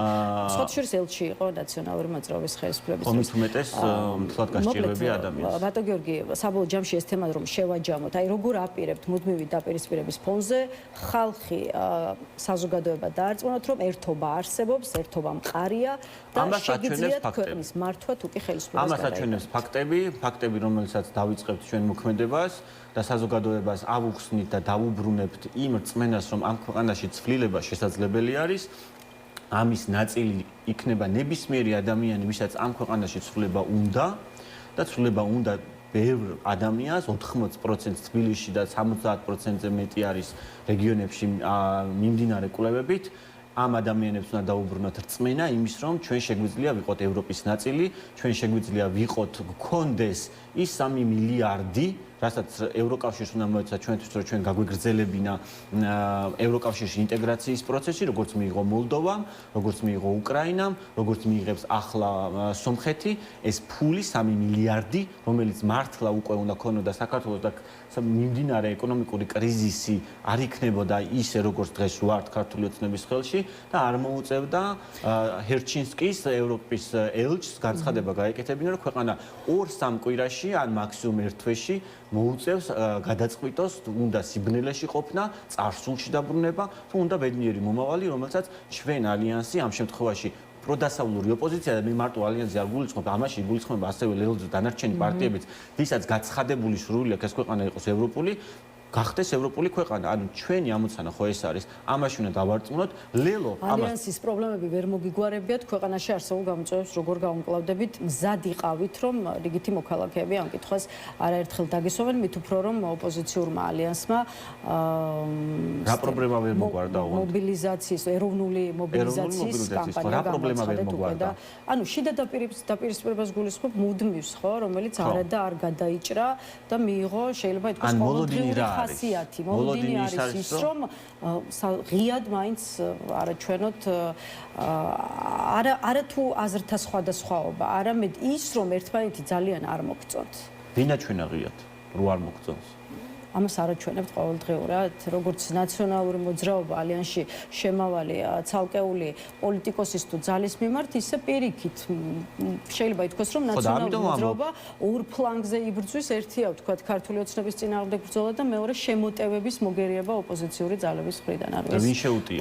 კარგით ახლა ბატონ გიორგი. ვინ შეუტია, ვის შეუტია და რა ფორმით შეუტია? ანუ ხო ვინც ცდილობს ოპოზიციაში შემოტანას ხო რაღაცა იმ სტრატეგიის გადახვევას. სტრატეგიაზე მითითება ხდება, რომ თუ ხელი მოაწერე და პასუხისმგებლობა აიღე, მიიყვანე ბოლომდე. ამაზეა საუბარი. და საზოგადოებას ჩვენ ვერ დავარწმუნებთ ვერაფერს, ჩვენ არ ვიქნებით თანმიმდევრულები. თანმიმდევრული პოლიტიკა არის ის, რაც მოიყვანს ამ ქვეყანაში ცვლილებას და დააჯერებს საზოგადოებას, რომ ცვლილება შესაძლებელი არის. ეს თანმიმდევრობა როგორც კი ირღვევა, ცხადია საზოგადოებას გაუჩნდება ამაზე პროტესტი და კრიტიკა, მაგრამ ეს თუ შეწყდება, აღარაფერი აღარ მოხდება. ამისთვის არსებობს წესდება, ამისთვის არსებობს სტრატეგია, რომელსაც ხელი მოვაწერეთ და თუ ამ ჩარჩოში ჩავჯდებით და ამ ჩარჩოთ ვიმოძრავებთ, აუცილებლად დადგება ის შედეგი, რაც დაისახა მიზნად ალიანსმა. ძალიან მარტივია სინამდვილეში. ეთილი ოპოზიციაზე საუბარი მომწუროთ და შემდეგ უკვე რამდენიმე სხვა თემაზეც მინდა კითხოთ. ერთი კითხვა მორიგ ბრალდებაზე, რომელიც ისმის მართველი პარტიის მიმართ, განსაკუთრებით სწორედ ოპოზიციური ალიანსის მისამართით, მართველი პარტიის მტკიცებით, ახლა კიდევ ერთი უცხოელის ხელით ასე ვთქვათ, გაწვდით Deep State-ი საკუთარ ინსტრუქციებს და დირექტივებს. ამ შემთხვევაში საუბარია პრაღის სამოქალაქო საზოგადოების ცენტრის ერთ-ერთ ლიდერ იგორ ბლაჟევიჩზე და მეტიც მამუკა მდინარაძე ამტკიცებს, რომ სულში კონკრეტულ საკითხზე მიმდინარე სისხლის სამართლის საქმეში დევს არაერთი ჩანაწერი ბლაჟევიჩთან დაკავშირებით, მისი მონაწილეობით, მამხილებელი სიტყვები, ფრაზები, ხმა კონკრეტული ადამიანების. ეს არის ციტატა მდინარაძის განცხადებიდან. არ არსებობს მსგავსი შეხვედრა. მადგენლებთან უკვე დავსვი ეს კითხვა და ახლა უკვე თქვენ გულპასუხობთ რა შეხება და კავშირი გაქვთ ამ ადამიანთან. პირველად გავიგე მე პირადად გითხრათ ამ კაცის შესახებ არ ქონია არანაირი კომუნიკაცია. მე არ ვიცი ვისთან ქონდა მას კომუნიკაცია, ან რა ინფორმაცია აქვს მდინარაძეს, რომელიც ლიმბოში არის გაჭედილი დღესდღეობით და სანამ ლიმბოში არ იყო თუ აქვს რამე ჩანაწერი გამოაქვეყნოს, იმიტომ რომ რაც იყო იმ შეხვედრაზე მსგავსი შინაარსი ფიზიკურად წარმოუდგენელია ყოფილიყო, იმიტომ რომ ეს კაცი იცავს დემოკრატიას, რაც ვიცი და რაც გავეცანი მის ბიოგრაფიას. და არის სამოქალაქო ჯგუფების წარმომადგენელი. ანუ თუ რამეს ფლობენ და თუ საფრთხე არის ქვეყნისთვის, როგორც ისინი უყურებენ, მაშინ გამოაქვეყნონ ის ჩანაწერები, რაც აქვთ, მაგრამ მათ ეს ჩანაწერები ვერ ექნებათ. არის მყარი პროპაგანდა, აკერმანი ცოცხალი აღარ არის და მათ ჭირდებათ ახალი გამოგონილი ფიგურა, ვიზდეც ააწყობენ რაღაცა ნარატივს და შიშებს და მე უფრო ეჭვი მაქვს, რომ ამ ყველაფერს იგონებენ ბიზნესთვის და არა ხალხისთვის. კეთილი, რაც შეეხება ამ კვირის და თავისი მნიშვნელობა რო დავამტკიცოს მდინარაძემ, რომ ის მნიშვნელოვანია. სინამდვილეში არც არაფერი ჩანაწერი არ ყოფილა და არაფერი არ იქნება, რასაც ვერ წარმოადგენს. ანუ ეს არის ბოლოსკენ გავდივართ, თუმცა მინდა მოვასწროთ საუბარი კიდევ ერთ ორ აქტუალურ საკითხზე, მათ შორის მოდით ახლა გითხარით თქვენი პოზიცია წასვლა მოსვლასა და საკადრო ცვლილებებზე მთავრობაში, საიდანაც მაინც არ ვიცი რატომ, მაგრამ მაინც განსაკუთრებულ ყურადღებას იქცევს სწორედ მამუკა მდინარაძესთან დაკავშირებული ცვლილება, სუსის ხელმძღვანელის პოსტიდან მისი ჩამოცილება და გადაყვანა მთავრობის ადმინისტრაციაში, სადაც მისთვის ახალი თანამდებობა ძალოვან სტრუქტურებს შორის კოორდინაციის საკითხებში გამოგონილი პოზიცია პოსტი შეიქმნება. ახლა ვერსიები ბევრია რა თქმა უნდა, თუმცა მე თქვენი მაინტერესებს, ამიტომ გითხარით რა მოხდა და აქვე აი რამდენად გჯერათ მაგალითად უშუალოდ თქვენი კოალიციის ერთ-ერთი ლიდერის ნიკა გვარამიას მიერ გავრცელებული ინფორმაციის, რომელიც წყაროზე დაყრდნობით ამბობს, რომ მამუკა მდინარაძე შეეწირა კახა კალაძესა და ბერა ივანიშვილის საძმოს შორის ჩხუბს და დაპირისპირებას და იმას, რომ საბოლოოდ ბერა ივანიშვილის საძმაკაცო აღმოჩნდა საპატიმროში. აი ხომ არ იცით რამდენად სარწმუნო წყარო ყავს ნიკა გვარამიას. ეს ინფორმაცია, რაც ნიკა გვარამიან დაწერა, არის თავად სუსიდან გამოსული ინფორმაცია.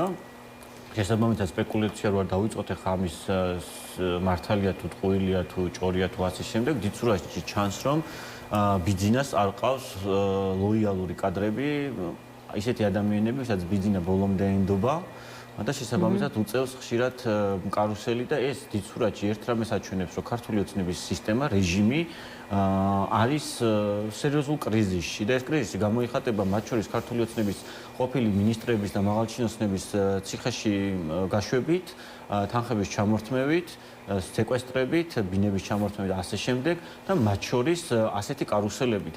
ბიძინას აღარ ყავს ადამიანები, ახალი ადამიანები, ვისაც ის შემოიყვანს პოლიტიკურ ველში, ამიტომ ჭირდება მუდმივი კარუსელი, იმიტომ რომ რიგი ადამიანები ქართული ოცნების არიან ციხეში, მეორე არიან გაწვრთნილი პროპაგანდისტები, რომლებსაც მარტივად ვერ ანაცვლებს, იმიტომ რომ ეს მარტივი არ არის პაპუაშვილისნაირი, კობახიძისნაირი, მდინარაძისნაირი კადრი, იმიტომ რომ პროპაგანდისტულად გამოზრდილი კადრები გაუშვას ან დაიჭიროს, ან მას ჭირდება ვიღაც, ვინც ქართული ოცნების ნარატივს გაამართლებს. ამიტომ ეს კრიზისი, რაც ქართულ ოცნებას უდგას, სწორედ უდგას, იმიტომ რომ აქ წინააღმდეგობა არ გაჩერებულა ის, რომ ქართულ ოცნებას არ შერჩა არც არჩევნები, არც ევროპული გზის საბოტაჟი, არც ადამიანების მოწამვლა და არც ის წამების მეთოდები, რასაც ქართული ხალხის წინააღმდეგ იყენებდნენ, ხო? ანუ ნებისმიერი ნაბიჯი, რაც ქართულმა ოცნებამ გადადგა, მათვე შემოუტრიალდათ და ვერ ახერხებენ სტაბილურობას მიაღწევენ, იმიტომ რომ ქართული ხალხი არ ჩერდება 511 დღე არის დღეს. ამიტომ ეს კრიზისი, რაც ქართულ ოცნებას უდგას, უნდა დავინახოთ და ამაზე უნდა ვისაუბროთ უფრო მეტი, ვიდრე იმაზე, ოპოზიციაში რა განხეთქილება არის. მესმის, რომ სიყვითლე რაღაცნაირად მედიის ყურადღებას ყოველთვის იწვევს, მაგრამ ბევრად დრამატული მდგომარეობა ქართული ოცნების რიგებში, ვიდრე შეიძლება ოპოზიციაში იყოს. და იმაზე ვსაუბრობთ, ახლა ხელისუფლებაში მოსვლის. არა, მეც ზოგადად ვამბობ, ხელისუფლებაში მოსვლის ამბიცია გაქვს, შესაბამისად, რა თქმა უნდა, არსებობს კითხვები, იმის გასარკვევად თუნდაც სხვა ყველაფერს რომ თავი დავანებოთ, რეალურად შეგიძლიათ თუ არა ამის გაკეთება და გაქვთ თუ არა ამის რესურსი. რაც შეეხება იმ პოსტს, რომელსაც მამუკა მდინარაძე დაიკავებს, ერთი კითხვა ამაზეც მინდა დაგისვათ, ის იქნება სახელმწიფო მინისტრი, რასაც მეორენაირად უპორტფელო მინისტრსაც უწოდებენ, მისი მოვალეობა კი როგორც აღნიშნა, იქნება ძალოვან სამართალდამცა უწყებებს შორის კოორდინაცია. აი, როცა დღეს ირაკლი ყუბახიძეს დაუსვეს კითხვა, რას მოიცავს მდინარაძის, კონკრეტულად რას მოიცავს მდინარაძის უფლება მოვალეობები, პრემიერ-მინისტრმა გააკეთა ასეთი განმარტება. ჩემთვის პირადად შეუძლებელია ყოველდღიურ რეჟიმში თითოეულ საკითხს ვადევნო თვალყური, ამისთვის ახალი თანამდებობის შემოღება აბსოლუტურად პრაგმატულია. გვჭირდება მჭიდრო კოორდინაცია სამართალდამცავ ორგანოებს შორის, ამბობს ყუბახიძე. ამ განმარტების გათვალისწინებით, აი, რა პასუხი გაქვთ კითხვაზე, რისი გაკეთება დაევალება მამუკა მდინარაძეს ახალ პოზიციაზე? მაგალითად, გახარიას პარტიაში ფიქრობენ, რომ ეს იქნება პოსტალიონის ფუნქცია. თქვენ როგორ უყურებთ მდინარაძისთვის განსაზღვრულ ახალ დავალებას? კოორდინატორი ნიშნავს სწორედ ამას, რომ ერთი ადგილიდან ინფორმაცია უნდა მიიტანოს მეორე ადგილზე და მეორე ადგილიდან ისე პირველ ადგილზე. ანუ ამ ფუნქციაზე განაწესეს გენერალად წოდებული, რაღაცა ბოლო სამკვირაში სხვადასხვა წოდებებით მინიჭებული მდინარაძე. მე არ ვიცი, რატო გონია მდინარაძის, რომ ეს კარგი ამბავი არის მის თავს და შეიძლება ეს სამინისტრო საერთოდ შეიქმნას და ეს კოორდინატორის წოდებაც ვერ მიიღოს, გააჩნია როგორ განვითარდება მის მიმართ მოვლენები, სწორედ იქიდან გამომდინარე რა განცხადებაც რაც გამოვიდა სუსიდან ინფორმაცია. ამიტომ აი ეს არის კრიზისად უნდა შევხედოთ ამ ყველაფერს, რომ ქართულ ოცნებას აქვს კრიზისი და თუ მართლა ქმნიან სამინისტროს მისთვის და ამისთვის ბიუჯეტიდან ფული უნდა გამოიყოს მილიონები სავარაუდოდ, ეს ფული იმ ბავშვებს შეიძლება და მოხმარებოდა, ვინც ქუჩაში დგას დღეს და ისევ წამლის ფულს ითხოვს, ხო? ეს 300-მდე ბავშვი არის. და კიდევ უფრო მძიმე პრობლემებია ბავშვებში, 24,000-ზე მეტი ბავშვი არის დღეს სიღარიბეს ზღვარს მიღმა გაჭირებული. ანუ ეს პრობლემა, სოციალური და ეკონომიკური პრობლემები, რაც ქვეყანაში არის, ამაზე რომ მეტი კონცენტრაცია ქონდეს ქართულ ოცნებას, ბევრად წარმატებული იქნებოდა მისი პროექტი და პროგრამა საზოგადოებაში და ნდობას ასე მოიპოვებდა. ამასაც არ აკეთებს ქართული ოცნება. სისტემას აძლიერებს ერთი კაცის ბედნიერებისთვის, ივანიშვილისთვის, კი ჩაკეტეს იმისთვის, რომ სუბტაციის უნთქოს აბასთუმაში ბატონმა ბიძინამ. ანუ ერთ კაცზე დადის ყველაფერი, ამაზე დგას ქართული ოცნება, მდინარაძეც პოსტალიონი ამისთვის უნდა იყოს, რომ ბიზნესს ჰქონდეს უსაფრთხო გარემო და კობახიდეც ამიტომ არსებობს, რომ ბიზნესს ჰქონდეს უსაფრთხო გარემო. ეს არის მათი სურვილიც და ამოცანაც. სხვანაირად ისინი ვერ გადარჩებიან და ვერ იქნებიან, ვერ ერქმევათ მათ ხელისუფლება. ბატონ გიორგი, ბოლო კითხვაც და ამით დაგუშვიდობ, თქვენ ევროკავშირის ელჩის პაվել ჰერჩინსკის განცხადება ახსენეთ და ამ განცხადების გამო ის შესაძლოა საგარეო საქმეთა სამინისტროში ახსნა განმარტებისთვის დაიბარონ, ამიტომ შევაფასოთ ის რეაქცია, რაც ის განცხადებას ახლავს ქართულ ოცნებაში, იმიტომ რომ არ ვიცი, ერთი შეხედვით პაվել ჰერჩინსკის არაფერი განსაკუთრებული და ისეთი არ უთქვამს, რაც აქამდე არ მოგვისმენია. მაშინ როგორ ფიქრობთ, რატომ ასეთი რეაქცია, რატომ დაირაზმა ქართული ოცნების ლიდერშიპი დღეს ჰერჩინსკის? ძალიან მნიშვნელოვანი კონტრასტი არის, მაშინ როდესაც ირანის ელჩი ღიად ემუქრება საქართველოს და მასზე ამ განცხადებაზე არ აქვს არანაირი რეაქცია ქართულ ოცნებას და ევროკავშირის ელჩის ერთ ჩვეულებრივ უწყინარ განცხადებაზე აწყობს პანიკას და არამც თუ ლანძღავს ელჩს დღეს ზუსტად 20 ქარდი დადო პროპაგანდისტულმა მედიამ იმედმა სხვადასხვა პაპუაშვილის და ნაწყებული კობახიძით და სხვა ქართული ოცნების წევრების დასრულებული ჰერჩინსკის და ევროკავშირის ლანძღვის, მაგრამ არანაირი რეაქცია არ მოყოლია ირანის ელჩის განცხადებას. არანაირი. ანუ აქ ხო ჩანს რა არჩევანი გააკეთა ქართულმა ოცნებამ. ქართული ოცნება ვერ გადარჩება დემოკრატიულ ევროპულ ეკოსისტემაში. მათი გზა რაც თქვა ვოლსკიმ შვენივრად ასახა მათი იდენტობა რაც არის აშხაბადში წყდება საქართველოს ბედიო, ასე დაახასიათა. ეს აჩვენებს, რომ ქართული ოცნება მხოლოდ იარსებებს ავტოკრატების ეკოსისტემაში, სხვა ყველა შემთხვევაში ვერა. ამიტომ არის, რომ ერჩიან ყველაფერს ევროპულს, ამიტომ არის, რომ ერჩიან ყველაფერს, რაც დასავლურია, ამიტომ არ უნდათ არც ევროკავშირში ინტეგრაცია და არც დასავლური ღირებულებები, არც ადამიანის უფლებები და არც ეკონომიკური კეთილდღეობა, რომელიც ევროკავშირიდან შეიძლება მოსულიყო საქართველოში. ეს არის ამის მახასიათებელი და ჰერჩინსკის განცხადება იყო ძალიან მარტივი. ქართულ ოცნებას ჰქონდა შანსი, როდესაც ვაიმარის რესპუბლიკის ლიდერები იყვნენ ჩამოსულები საქართველოში, რომ დიალოგის ფორმატი ჰქონოდათ ევროკავშირთან, მაგრამ მათ ეს უარყვეს და შესაბამისად ევროკავშირს აქვს სხვა არჩევანი აღარ აქვს. გარდა იმისა, რომ კანდიდატის სტატუსი უკან წაიღოს, ასოცირების ხელშეკრულება მათ შორის თავისუფალი ვაჭრობის ხელშეკრულება გააუქმოს, უიზომოსლა გააუქმოს და ფინანსური სანქციები დაუწესოს ქართულ ოცნებას, იმიტომ რომ ისინი არ წარმოადგენენ დემოკრატიულ ხელისუფლებას, არ წარმოადგენენ ადამიანის უფლებაზე მზრუნავ ხელისუფლებას და მსგავს ავტოკრატ სახელმწიფოებთან, მოძალად რეჟიმთან, სისტემური ძალადობის განმახორციელებელ რეჟიმთან ევროკავშირს ვერ ექნება სხვანაირი ურთიერთობა. ეს იგულისხმა ჰერჩინსკმა ზუსტად რაც თქვა, სიბნელე რაც იყო მანამდე. და კეთილდღეობა, რომელიც შეიძლება და ჰქონოდა საქართველოს, მათ შორის ის 3 მილიარდი, რასაც ევროკავშირი პირდებოდა საქართველოს ამ ინტეგრაციის გზაზე. მადლობა ბატონ გიორგი, სტუმრობისთვის, თქვენი პოზიციების გაზიარებისთვის, გიორგი ბუტიკაშვილს ვემშვიდობებით. ახლა რეკლამის შემდეგ ბოლო ბლოკით შემოგვერთება კიდევ ერთი სტუმარი, ასე რომ დაგვაოდით.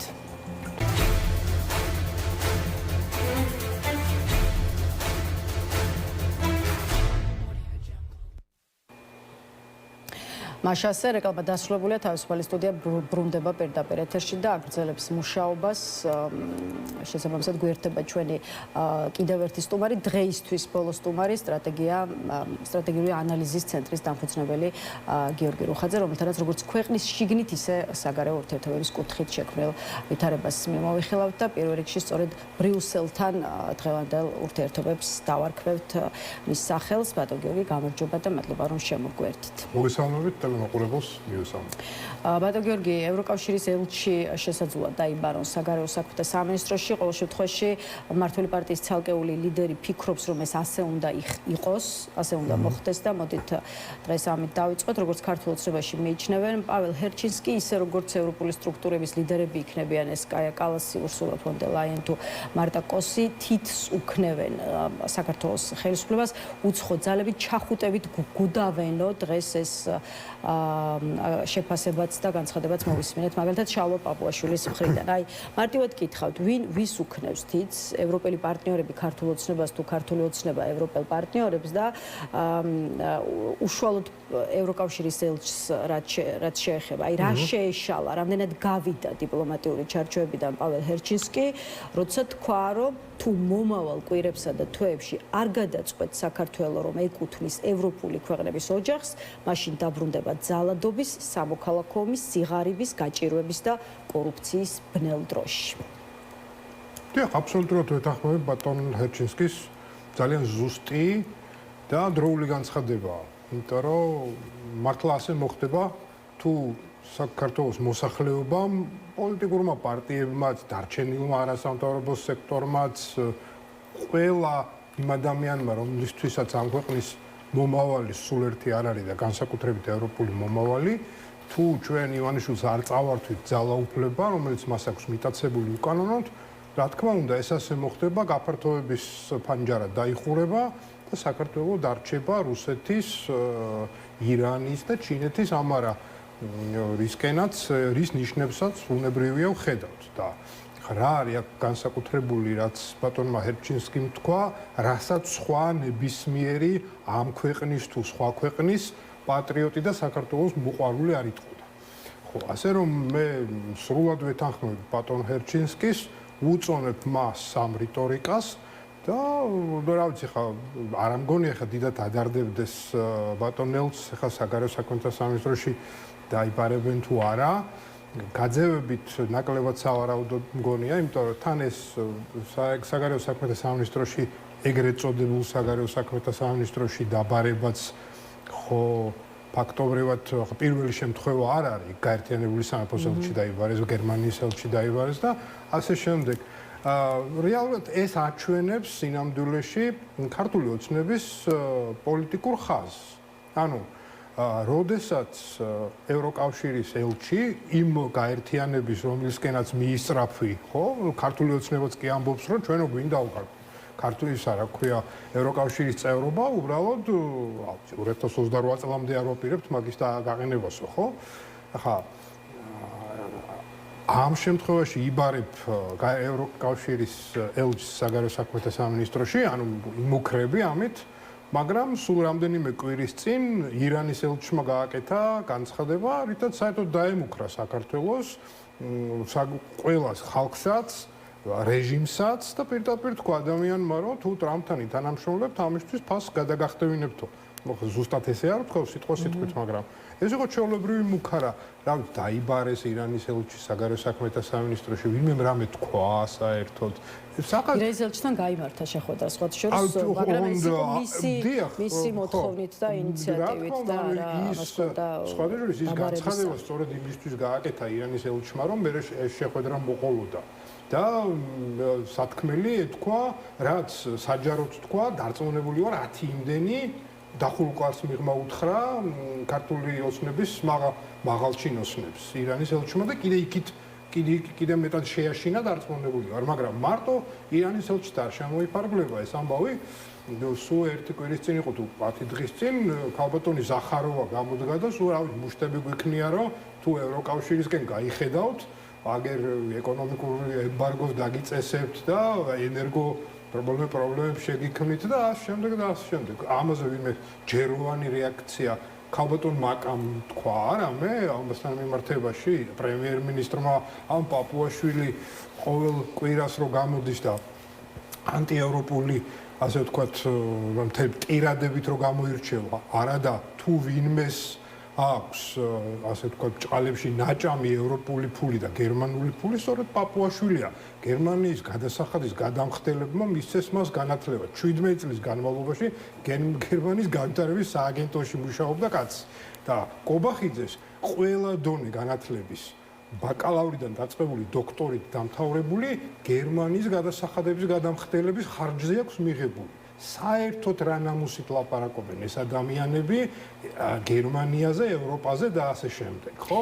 ამიტომ ნამუსიც კარგი საქონელია, შემიძლია ესე პირდაპირ უთხრა ადამიანს. დღეს ითქვა ოპოზიციაში ერთ-ერთი პოლიტიკოსის მხრიდან, რომ ქართული ოცნება ყველა მეგობარი და პარტნიორი ქვეყნის ელჩს მუდმივად საქმეს ურჩევს და არა მხოლოდ ელჩს, არამედ ზოგადად დასავლელი პარტნიორები ყავს მუდმივად თავის მართლების რეჟიმში. აი მე დაკითხოთ, რატომ არ ცვლის ბრიუსელი, ასე ვთქვათ, ამ მდგომარეობას? აი რატომ არის არა ქართული ოცნება, არამედ სწორედ ბრიუსელი თავის მართლების რეჟიმში?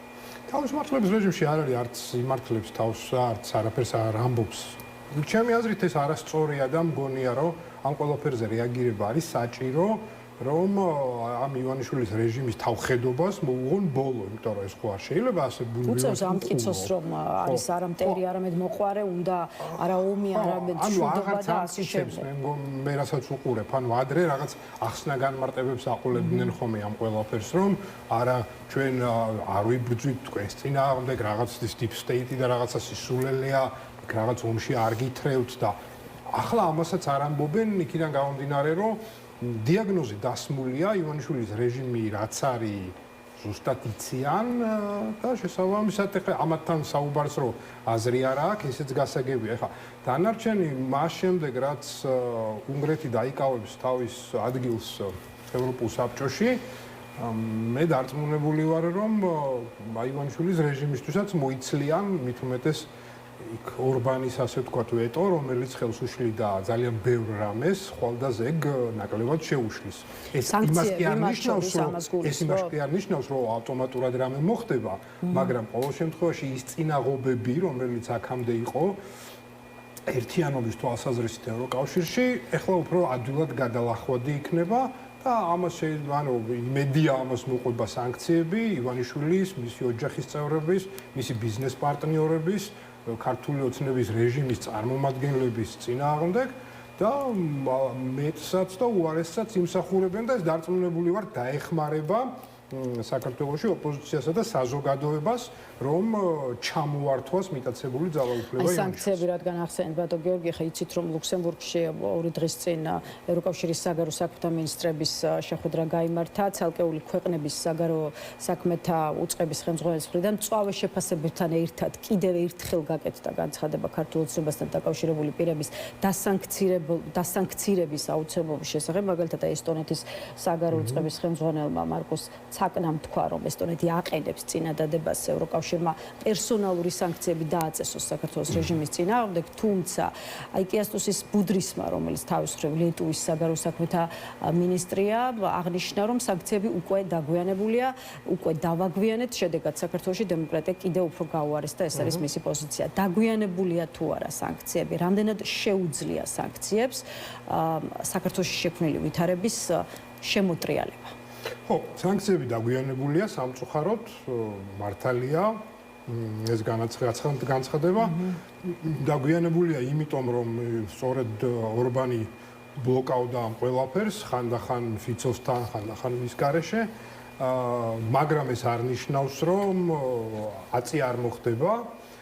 თავისთავად ცალკე აღებული სანქციები ბუნებრივი არ იქნება საკმარისი იმისთვის, რომ ვითარება რადიკალურად შეიცვალოს ქვეყანაში, ან თავისით დათმოს ხელისუფლება ივანიშვილმა, არა.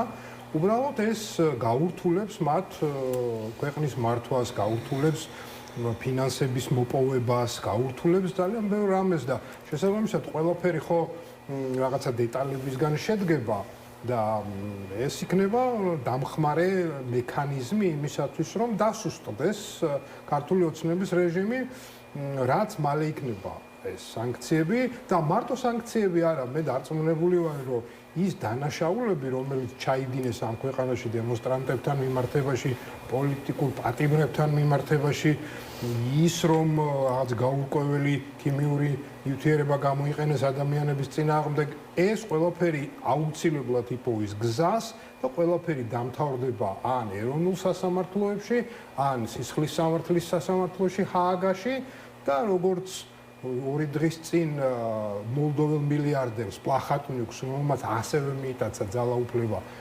17 თუ 19 წელი მიუსაჯეს, ზუსტად არ ვიცი, ზუსტად ეს ბედიელის ბატონ ბიზინას და მის ქართული ოცნება იქით ამზადებს სარჩელს უკვე რიგით მესამეს BBC-ს წინააღმდეგ. ეგ საერთოდ რაღაც stand-up comedy-ის ჟანრი მოლოდინი რომ სამართალი დადგება, მოკლედ ამ საკითხთან დაკავშირებით. ელოდონმა გამბოს. რა შანსი აქვს ქართულ ოცნებას რომ BBC-ს სამართლებრივი დავა მოუყოს? ხო, რა ვიცი, თქვენ ჟურნალისტი ხართ და მე მგონი თქვენ უკეთ იცით, ეგ ამბავი ნულოვანი შანსი. თან ეხლა არ დაგვაუწყდეს ტელემაყურებელს შევახსენოთ რომ ჯერ ეს ყველაფერი ანუ არ გაცდენია თვითონ ტელეკომპანია BBC-ს. ანუ აქ საუბარი იმაზე კი არ არის სამართლო განიხილავს ან საუბარი იმაზე კი არ არის რომ იქ რაღაც მარეგულირებელი კომისია ან რაღაც არა ეს ჯერ კიდევ გადის თვითონ BBC-ში ანუ ჯერ თვითონ იმ ხალხმა ვინც გააკეთა ეს სიუჟეტი იმათ დონეზე გაიარა შემდეგ მათი პროდიუსერებისა და ხელმძღვანელების დონეზე მე ალბათ BBC-ს ანუ ასე ვთქვათ თლიანად გენერალური ხელმძღვანელების დონეზე რა თქმა უნდა ეხა რა საერთოდ რაზე ვლაპარაკობთ ეს ყველაფერი საკუთარი ასე ვთქვათ შედარებით უფრო ნაკლებად ინფორმირებული ამომრჩევლის დასაბოლებლად არის ეს ყველაფერი თორე ის რომ ჩივის და არ ნებდება და უკვე მესამე სარჩელს წერს ხომ არ შეიძლება ნიშნავდეს იმას რომ მტკიცებულებები და საქმეში არსებული მასალები ქართული ოცნების ხელისუფლების სასარგებლოდაა არა როგორ აი რანაირად შეიძლება ანუ იქით მხარეს არის BBC მსოფლიოს ერთ-ერთი ყველაზე კარგი და კეთილსინდისიერი ტელევიზია და აქ ეს მხარეს არის დანაშაულებრივი რეჟიმი, რომელიც დგას პუტინთან, ლუკაშენკოსთან და კიმ ჩენ ირთან. აი რანაირად შეიძლება გქონდეთ აი ამ ხალხს რაიმე შანსი BBC-სთან მიმართებაში და თან კიდე რაც აჩვენა თქვენ ხო უყურეთ იმ ფილმს, მეც უყურე. კი ბატონო. რამე იყო იქ ისეთი რაც არ მოხდა ამ ქვეყანაში? ანუ BBC და ჟურნალისტი სწორედ იმისთვის არის რომ ის აჩვენოს რაც მოხდა, სწორედ ეგ მოხდა და დარწმუნებული ვარ რომ ანუ მარტო BBC-მ კი არ თქვა რომ იქ რაღაც შესაძლოა ქიმიური იარაღი გამოიყენეს, ანუ ქიმიური ნივთიერება გამოიყენეს, ეხლა აღარ წავალ იქ დეტალებში. იგივე თქვა მოსკოვის მექანიზმის რეპორტმა იმის რა ქვია ეუთოს. ხო?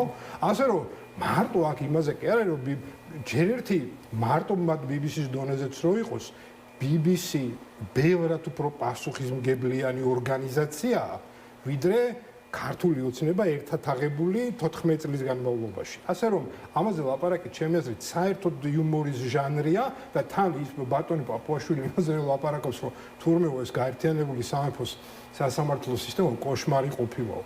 კი, საქართველოს სასამართლო სისტემა არის, ესე იგი, ისეთი დამოუკიდებელი და რაღაცა, რომ ამასთან შედარებით, ნურუსიძესთან შედარებით, ლორდ ჰამილტონის სასამართლო ყოფილა ჩვენს სამართლებრივ პირობებზე აღარ უნდა მოგვცეს ამის შემდეგ არ აღნიშნავს. ბატონ პაპუაშვილს უსმენდი, რომ აი რაღაცა ინგლისური ესეთი ეს არის ჟანრია stand-up comedy რა, ცადოს, შეიძლება რაღაც გამოუვიდეს, სხვა არაფერი გამოსდის. კარგი. ბატონ გიორგიევა, ერთ კითხვას ამერიკის შეერთებულ შტატებთან ჩვენ ქვეყნის და მათ შორის უშუალოდ ქართული ოცნების ურთიერთობაზეც დაგისვათ მე თვითონ რომ მარკო რუბიოს ზარმა გააჩინა ბევრი კითხვა და ეს კითხვები რჩება მიუხედავად იმისა რომ გავიდა რამდენიმე კვირა სხვა შორის ამ ზართან დაკავშირებით დღეს ირაკლი ყობახიძეს კიდევ ერთხელ დაუსვეს ჟურნალისტებმა კითხვა რაზეც პრემიერის პასუხი იყო ასეთი მარკო რუბიოს ზარის შესახებ ვერ მოგიყვებით ეს იყო დახურული ზარი გქონდა ძალიან ჯანსაღი დადებით ტონალობაში საუბარი ყველა თემასთან დაკავშირებით დანარჩენს დაელოდეთო ასეთი იყო მოკლედ ყობახიძის პასუხი აი როგორ ვფიქრობთ რა არის კონკრეტული მიზეზები იმის რომ სატელეფონო საუბრის შინაარსზე ასე ვთქვათ ბევრი არაფერი ვიცით აი რატომ არის და რატომ რჩება ეს როგორც დახურული ზარი არ არის დახურული ზარი არ არის სახელმწიფო დეპარტამენტმა გააკეთა ასე ვთქვათ მცირე მაგრამ ძალიან ცხადი ასე ვთქვათ მოკლე რა ვიცი დაწერა ხო თავის ინტერნეტ გვერდზე და საელჩომაც სხვათა შორის გაიმეორა და გადათარგმნა და ქართულად დაგვიწერა ეს ყველაფერი ანუ საუბარი ეხებოდა ორმხრივ და შავი ზღვის რეგიონის უსაფრთხოების საკითხებს სავარაუდოდ ჩემი აზრით საქმე ეხებოდა ირანის საკითხს აი ეს პერიოდია როდესაც უკვე ომი დაწყებულია და თუ არ ვცდები მალევე საქართველოში დაჯდა ამერიკული სამხედრო სატვირთო თვითმფრინავი. დიდი ალბათობით ეს ზარი ეხებოდა ამ კონკრეტულ შეიძლება იმ ერთ თვითმფრინავს, შეიძლება უბრალოდ ოდნავ მეტს და დარწმუნებული ვარ, რომ ასე ვთქვათ, შეახსენეს კობახიძეს, რომ ანუ ამერიკის შეერთებული შტატები ომის მდგომარეობაშია ირანთან. ამაზე იქნებოდა საუბარი. სხვაზე რამეზე რო ყოფილიყო, არ ამგონი ხა ამერიკული მხარე მოერიდებოდა და არ დაწერდა, ხო? რაზეც იყო, იმას დაწერა. აქ ანუ კობახიძის ოფისის განცხადება თუ რაღაცა, იქ 1000 რაღაცა სისულელე იყო ჩამოთვლილი, მაგრამ ამერიკის შეერთებულმა შტატებმა ოფიციალურად მხოლოდ 2 საკითხი დაადასტურა. შავი ზღვის უსაფრთხოება და რაღაცა. ეგრე. ანუ რამდენიც ანუ ვიმორჩილებთ, აი ეს არის, რაზეც იყო ამ. კარგი, ბატონ გიორგი, რამდენიმე წუთი დაგვრჩა და ბოლოს შეიძლება ბატონ კობახიძეს სურს რომ რამე სხვა რამეზე ყოფილიყო, ან კიდევ ერთხელ თავის პროპაგანდისტული საშუალებებით ცდილობს რომ ვიღაცა დააჯეროს რაღაც ურთიერთობები დაალაგებაზე და რაღაცები მოიციან ხოლმე. ხო? და რაც მე ამერიკულ მხარეს ვენდობი კობახიძეს, ივანიშვილს და მათ, ასე ვთქვათ, ხალხს, რომელიც ჩვეულებრივი, დანაშაულებრივი ჯგუფია, მათ არ ვენდობი და მოიხა ეგრეა. ეთი, ნახოთ, როგორ წავა ამ თვალსაზრისით პროცესები, ჩვენ კი ბოლო თემაც და ამით დავასრულოთ, საკადრო გადაადგილებებზე გითხარით მთავრობაში თქვენი პოზიცია, კიდევ ერთხელ 6 წლის ვადით არჩეული მამუკა მდინარაძის სახელმწიფო უსაფრთხოების სამსახურის ხელმძღვანელი აღარ იქნება, ის პოსტიდან მიდის არჩევიდან 8 თვეში და გადადის მთავრობაში, სადაც დაიკავებს 2 პოსტს, ერთი იქნება ვიცე-პრემიერი, მეორე კი სახელმწიფო მინისტრი ძალოვანი სტრუქტურების კოორდინაციის საკითხებში. სხვათა შორის დაწინაურდა მაკა ბოჭორიშვილი და ის ასევე გახდა ვიცე-პრემიერი, გარდა იმისა, რომ არის საგარეო საქმეთა მინისტრი, რჩება ამოწყების ხელმძღვანელად, შეიცვალა შინაგან საქმეთა მინისტრი იქნება სულხან თამაზაშვილი, ხოლო გელა გელაძე გადადის სუსის ხელმძღვანელად. აი რა სიტყვით ამ დღეებში გადაცემებში, როდესაც სამთავრობო ცვლილებებზე ვსაუბრობდით, ფაქტობრივად ჩემი ყველა სტუმარი ამბობდა, რომ გადაწყვეტილება ეკუთვნის არა ირაკლი კობახიძეს, არამედ ბიძინა ივანიშვილს. აი თქვენ ვის ხედავთ შესაბამისი გადაწყვეტილებების უკან და თუ კი თქვენც ივანიშვილს ხედავთ, მაშინ ასე გკითხავთ. აი რატომ უნდა ჩაეთვალა ივანიშვილს, რომ დღეს საჭიროა ისედაც ახლახან შეცვლილი ძალოვანი უწყებების ხელმძღვანელების კიდევ ერთხელ გამოცვლა და განახლება. ხო, ну ხა ძალიან ძნელია იმას რა წამოუარა მოხუც მილიარდერს, ხო? ახლა რატო ისა ცარატო დაკეტა იმის რა ქვია თავისი სასახლის თავზე. ხო, ანუ ხო არავინ არ ვიცით რა სინამდვილეში. ხო, იმიტომ რომ რაღაც მართლა ის მოხუც მეცნიერებს ზრუნავს, რომ იქ თქვენი აზრით რატო დაკეტა? ვარსკვლავები არ ჩანს? არ ვიცი, ანუ სრული პარანოია, სიგიჟეა რა. რაღაცა ანუ ხა ლოგიკურად რო გაყვე ამ ჯაჭვს. ხო, აი ლოგიკური ამოხსნა ამას არ აქვს რა. მე მაინც მგონია რომ უნდა რომ რაღაც ერთი მაიკლ ჯექსონს უნდა რომ 150 წელი ეცოცხლა და ამისათვის რაღაცა სპეციალურ ჟანგბადი ბალონებს ინახავდა ხოლმე სახში და სუნთქავდა ამას, მაგრამ საწყალი კი წავიდა. და რა ვიცი, ივანიშვილზე დადიოდა ეგეთი ჭორები, რომ რაღაც აი კოჯრის ტყიდან მილით გამოიყვანაო რა ქვია. ჰაერი და იმ საწოლო ოთახში სუნთქავდა. არ ვიცი, აი სხვა ისთვის შეიძლება დაჭირვებოდა, რომ ცადაეკეტა. ეხლა თუ იმას გონია, რომ ეხლა ამერიკელებმა რუსებმა სპეცოპერაციის ჩატარება გადაწყვიტეს და იმას ეხლა დახურული ცით გააჩერებს, ძალიან ცდება და იმაში 100% დარწმუნებული ვარ, რომ რაღაც მეცნიერები არ ზრუნავს, რომ იქ რაღაც კარგად დაინახონ ირმის ნახტომი. ხო, ეხლა რაც შეეხება სამთავრობო ცვლილებიც, რაც ჩემი აზრით ამ ჟანრშია, რაღაც თვალსაზრისით, რის გამო გაიღვიძა ისეთ ხასიათზე, როგორ ხასიათზეც გაიღვიძა ბატონმა ივანიშვილმა, მე არ ვიცი.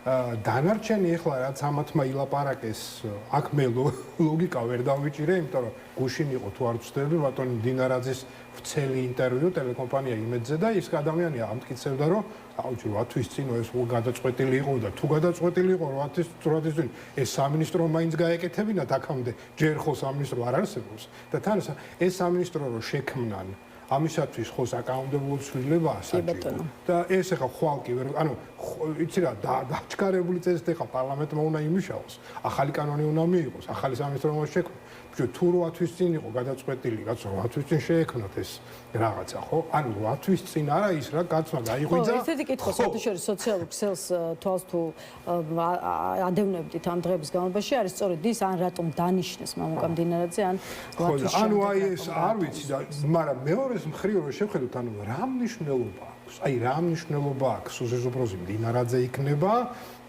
ბატონი გელაძე ახლა თუ იონიშვილის მებაღე როზა. იცით რომ იონიშვილს ყავდა, ახლა შეიძლება ცოცხალია შეიძლება უკვე მოხუცი იყო მებაღე როზა. და ის სერიოზულ კონსულტაციას უწევდა ხოლმე ბატონ იონიშვილს და არ ვიცი ხა გავუძ ნებისმიერ დანიშნავს შინაგან საქმეთა მინისტრად. რა შეიცვლება? ან რა პრეზიდენტად რო დანიშნა, რა ქვია, ყაველაშვილი, რაღაცა რამე სხვანაირად არის ამ ქვეყანაში. ასე რომ მე მგონია რომ სრულიად აზრს მოკლებულია იმაზე მსჯელობა, რომ აი რაღაცა სერიოზული საკითხები ვიპოვოთ დინარაძისა და ეხა გელაძის გადაადგილება გადმოადგილებაში.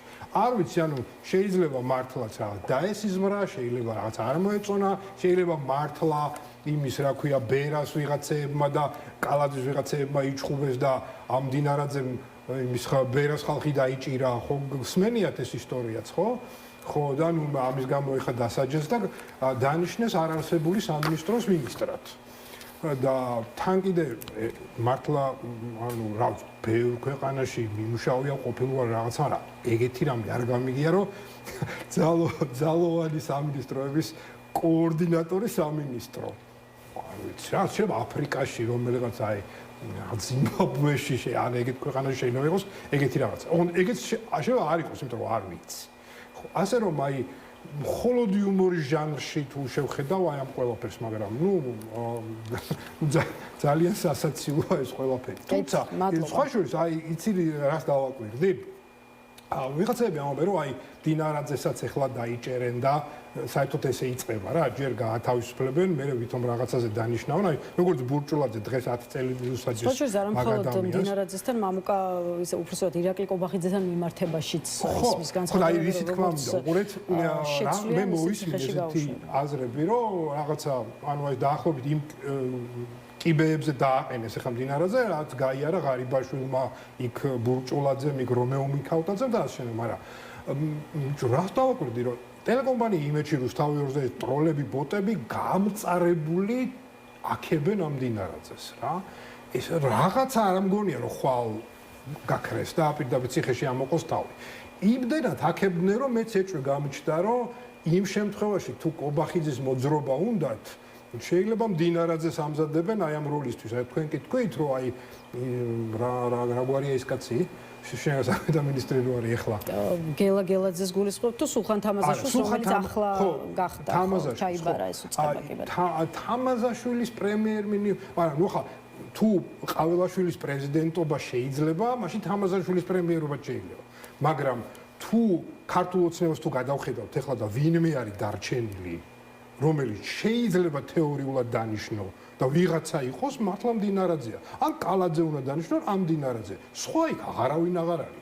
აბა უბრალოდ შეიძლება მე ვერ ვფიქრობ. უშვებთ რომ მალე შესაძლოა ირაკლი კობახიძის გადადგომის შესახებაც მოვისმინოთ განცხადება, იმიტომ რომ მე შეგახსენებთ ბატონ გიორგი, რამდენიმე თვის წინ როდესაც ქართული ოცნების ყოფილი მაღალჩინოსნების დაპატიმრების სერია დაიწყო, ვისმენდით განცხადებებს იქიდან მოყოლებული დღემდე რეალურად, რომ აი ბიძინა ივანიშვილმა ირაკლი კობახიძეს გადააბარა განუსაზღვრელი მასშტაბის ძალაუფლება. აი თუ კი ამხელა ძალაუფლება მისცა, მაშინ ახლა რატომ შეიძლება ამ ძალაუფლებას ართმევდეს? ანუ ლოგიკა რა სად არის? ხო და აი მიჭირს უკვე კარგა ხანია, მე აი ეს ამბავი დავკარგე, ანუ ლოგიკას ვეღარ მიუყვები, იმიტომ რომ ლოგიკას ეს ყველაფერი არ ემორჩილება.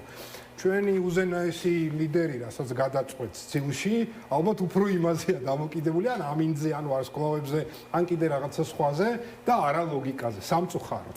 ამიტომ ჩვენი საქმეც, ანუ ამ ანალიტიკოსების და ექსპერტების ძალიან გაუფასურდა. გაგირთულდათ ამოცანა. მადლობა ბატონ გიორგი სტუმრობისთვის, თქვენი პოზიციების გაზიარებისთვის. დღეს დაგემშვიდობებით. გიორგი რუხაძე იყო დღეისთვის ბოლო სტუმარი, შესაბამისად თავისუფალი სტუდიაც ამით ასრულებს მუშაობას ერთმანეთს ამ სტუდიაში უკვე მომავალ ხუთშაბათს შევხვდებით. მშვიდობიან ხამის გისურვებთ.